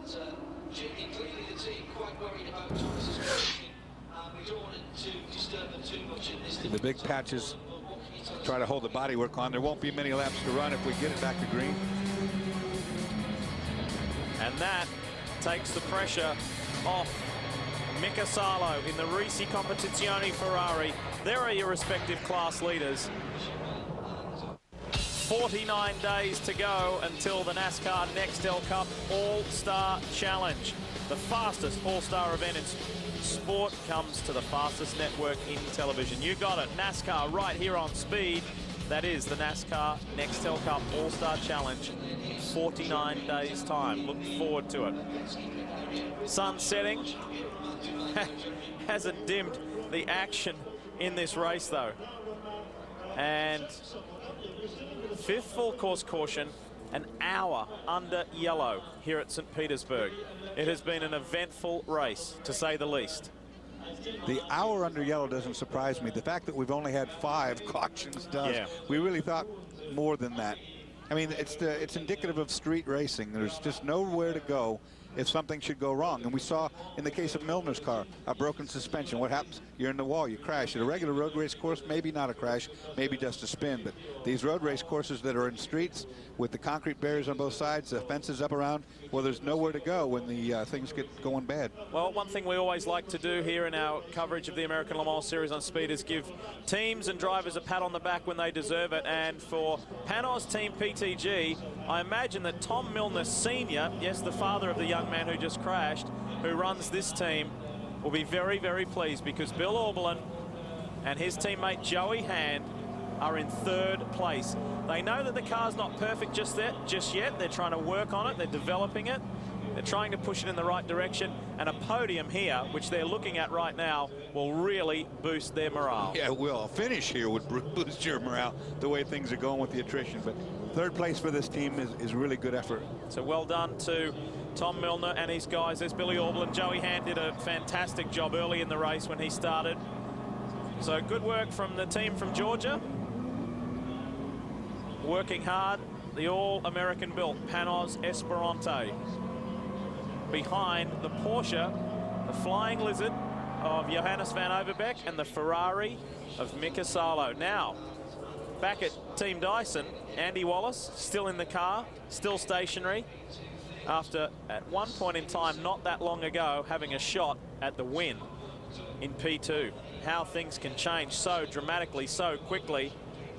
Well, you see a new wishbone going in there, so maybe it was more than just a bolt. That was a new piece being handed over. And you might say to yourself, well, this race is virtually over. There's just minutes to go. Why all the fuss? Well, this is about a championship. It's about points. It's about the entire 2007 season, not just one event. From here, we go to Long Beach. Then the Lone Star Grand Prix in Houston, Texas. Grand Prix of Utah. Lime Rock in Connecticut. Mid-Ohio. Road America. Mosport. Detroit. Petit Le Mans. And we wrap it up at Mazda Raceway, Laguna Seca. What a season coming up. This is just round 2. Time to squeeze in another quick break and we will come back. Hopefully everything will be cleaned up and we'll race green flag to the finish.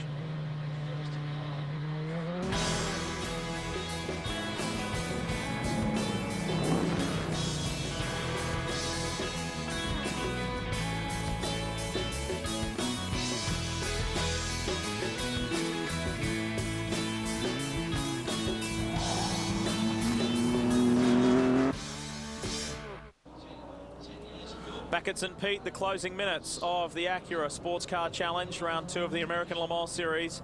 Very picturesque venue, isn't it? A lovely day. So as we work our way back to green flag racing, who you got with you, Brian? Well, you guys were talking about Bill Auberlen and the Panos team and how well they're doing. Joey Hand in that car earlier on. He was eating brownies down here a minute ago, guys. So this finely tuned athlete eating brownies. You guys, the performance today surprised a lot of people. Has it surprised you guys as well? Well, you know, our whole plan here coming here was to survive. Street racing's all about survival. Yokohama's brought us a good tire here. I think we're a little bit of a sleeper. We've run some good laps. This Panos Team PTG guys are just, they never stop working. These guys put in 100 hours last week alone to make these cars better and better and better, and they just keep getting them better and better. And what can you say about Bill Auberlen? This guy can race. He won last week at Homestead. This guy, he's the guy you want in at the end. I'm just proud to be part of PTG. I'm glad Tom Milner's had me back. And hey, it looks like we might get a podium out of this thing. Good job, mate. Good luck. And Tom Milner very impressed with the driving talent of Joey Hand, and of course a long-time association between Milner and this man here, Bill Auberlen. If you've just joined us, let's bring you up to date. This is why we're under our 5th full-course caution. It involved not only one car. This is young Tom Milner in the Rahal Letterman Porsche. Right rear suspension failure, as Dorsey pointed out, and then this contact between Scott Maxwell and Chris Dyson. Something seemed to go astray there with the 20. Something went wrong with the 20 because it slowed in the middle of the corner, got tagged, and that brought out this yellow. Scott Maxwell is a champion driver, and he does not usually get tangled up in things like that. And but there's something just caused that 20 to suddenly slow, and then that brought on that contact. We'll be back.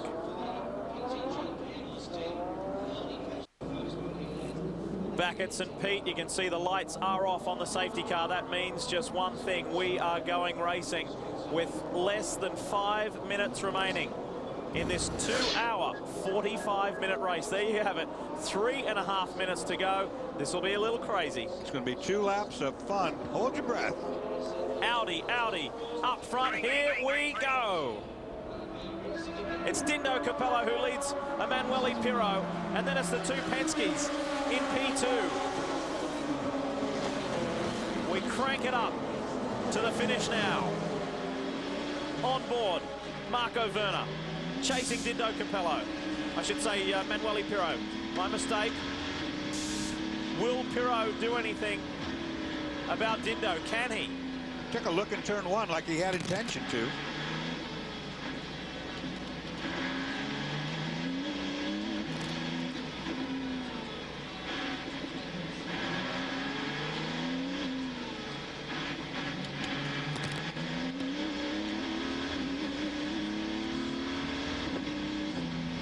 Hearing some chatter on the radio about the 1 car's tires not up to snuff, not as strong as he'd like to be. The 2 might take the lead up here.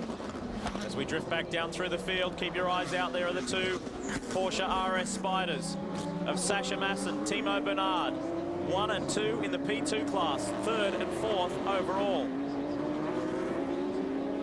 GT1 is being led by Olivier Beretta for Corvette Racing, and GT2 is Mika Salo in the Ferrari. Final 2 minutes here at St. Pete.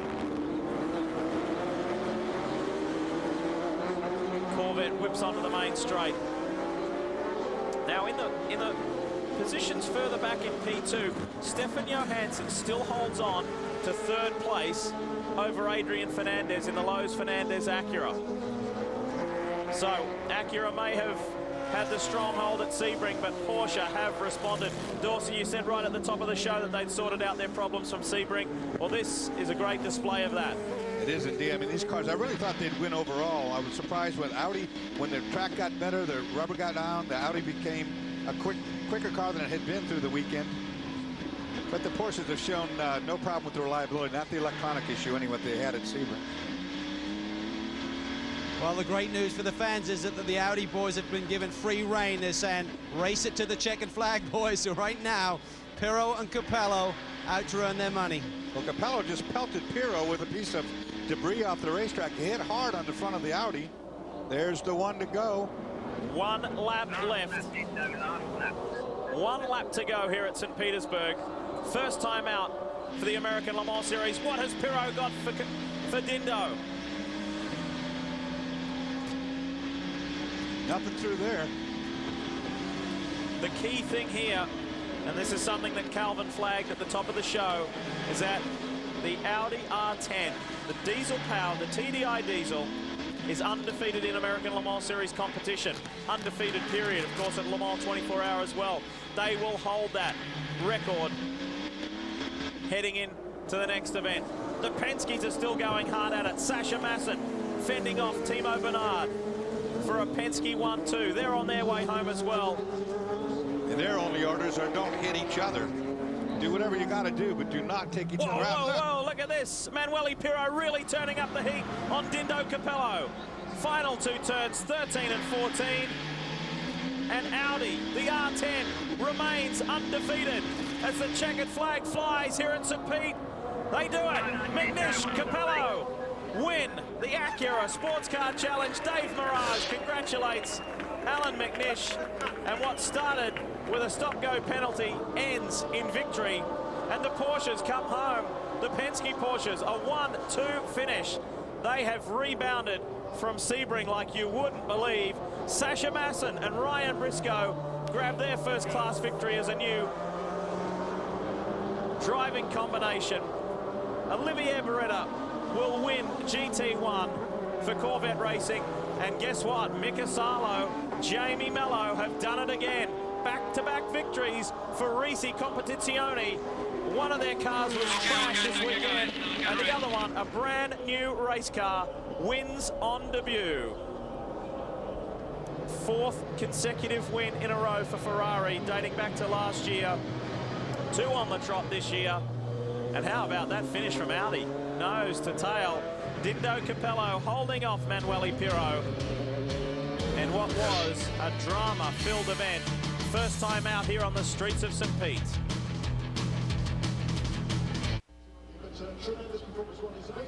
Back at St. Pete, the 4 winning cars in the respective classes as we take a look at P1 and that thrilling finish, less than half a second separating the Audi teammates, and then the Intersport car grabbing 3rd over the Autocon car. Let's get down and hear from the guys who enjoyed some success. Dindo Capello, there are a lot of questions before today about whether the R10 could win on a street course against the lighter LMP2 cars. You made it happen, mate. How about this race car? Yeah, but I was so scared. I was so scared at the end because we were on medium tire old, and after the pace car, I promise you, I had no grip at all. It was like driving on ice. After the first start, I lost the car in corner 4 in the first, and then in the fast right, and then in the kink. I lost completely the grip of the car. And then I said, okay, when I got the second yellow, I thought we have no chance to keep the other car behind. But finally, I warmed up the tire a little bit better behind the second pace car, and I could keep Emanuele behind. But, you know, I'm very happy because I know how difficult it was to drive in the last 3 laps. Awesome job, mate. And with that, the 75th overall win for Michelin Tires, boys. And it's his 23rd P1 victory. He goes to the top. He eclipses Frank Bieler's mark of 22. So Dindo is the most successful in P1 in the American Le Mans Series. Points after 2 of 12 events. There you have it. Look at that. Couldn't ask for it to be better. Audi dominating, but it's close. It's good, isn't it? Heading to Long Beach. All squared away at the top of the P1 class. So the fight continues. We take it to GT2, and here are your results. The overview there. Ferrari, Porsche, Panos. What a good spread. Brian? It was a great one in GT2, and talk about drama. We had plenty of it at Sebring, but for Mika Salo, in the end, I mean, this one was not easy either. A lot of traffic out there, a lot of incidents on the racetrack. Tell us about it. Yeah, no, it was, we knew already from the beginning it's going to be a difficult race, and you can't hit anything to win well, and I think Thomas was, we were catching them a little bit, but I got blocked by one of these prototypes, and he slowed me down a lot, but I was catching him slowly, but I think Thomas had to push also hard, and he just made a mistake, and I hope he's fine. I could see from the car that he was hurt badly, but I hope he's not too bad and he can race next time against us again. Well, the good news is the doctors are saying that he was alert and talking in the ambulance on the way to the hospital. Jamie, you got to sit and watch the finish this time. You left the hard work up to Mika, but certainly at the start of the race, it was busy out there as well. Yeah, it's a lot of traffic, and I just try to keep the car on the track, with no crash, and well, it was hard, but we got it. The car was great. The tires works very well. And Mika did a fantastic job. So second on the road, good one. 4 in a row for Ferrari, 2 in a row for these guys, Mika Salo, Jamie Mello. Lee? What a start to the 07 season for those boys, huh? Quite astounding. And there's the overview of the championship points. Mello and Salo, 8 clear of Johannes van Overbeek, and Jörg Bergmeister further back there on 19. Robin Liddell, Wolf Hensler in there, but the Risi Ferrari boys already telling everyone they are the ones to catch in the GT2 class in 2007 in the American Le Mans Series. Makes for a fascinating story, doesn't it, as we move on 2 weeks' time to California. Quick break. When we come back, we'll talk to our other winners. Stick around. Speed's coverage of the American Le Mans Series Acura Sports Car Challenge is brought to you by Acura. Acura, advance.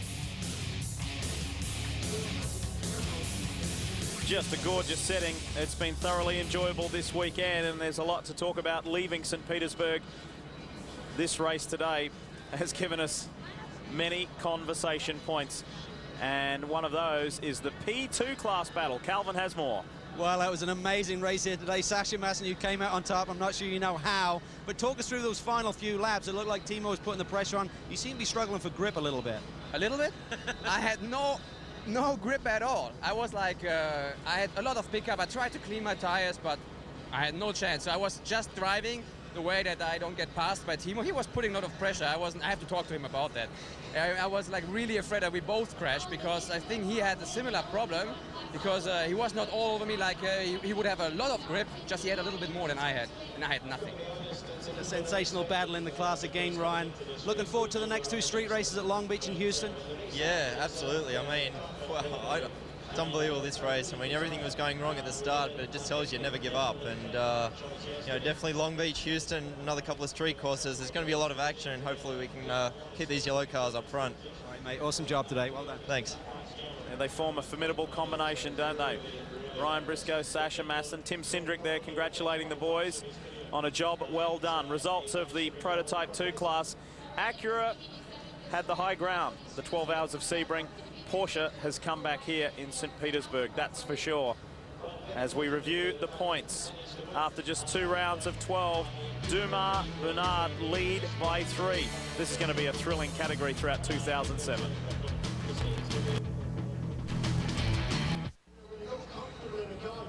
Wrapping up here at St. Petersburg, the Acura Sports Car Challenge in the American Le Mans Series. Weather was good, racing was interesting, and in GT1, it was an all-Corvette affair, and unfortunately a rare problem for the 3 with Johnny O'Connell and Jan Magnussen that took them out of the running very early, but still it was another victory to the Ollies, Olivier Beretta and Oliver Gavin. Brian has more. Olivier and Beretta, Gavin, 2 in a row for you guys. Great way to start the season. You were in the car at the end, so you had all the hard work dodging the parts out on the racetrack. How slick was it out there? Well, it was very slippery, but the Corvette was very strong. We have a very good car all day long, and Michelin worked very well, the whole crew. I mean, it was a big preparation for all the race, and everything went well. I want to thank everyone at CompuWare, at GM, and I'm very happy, and Ollie did a great job, so good start.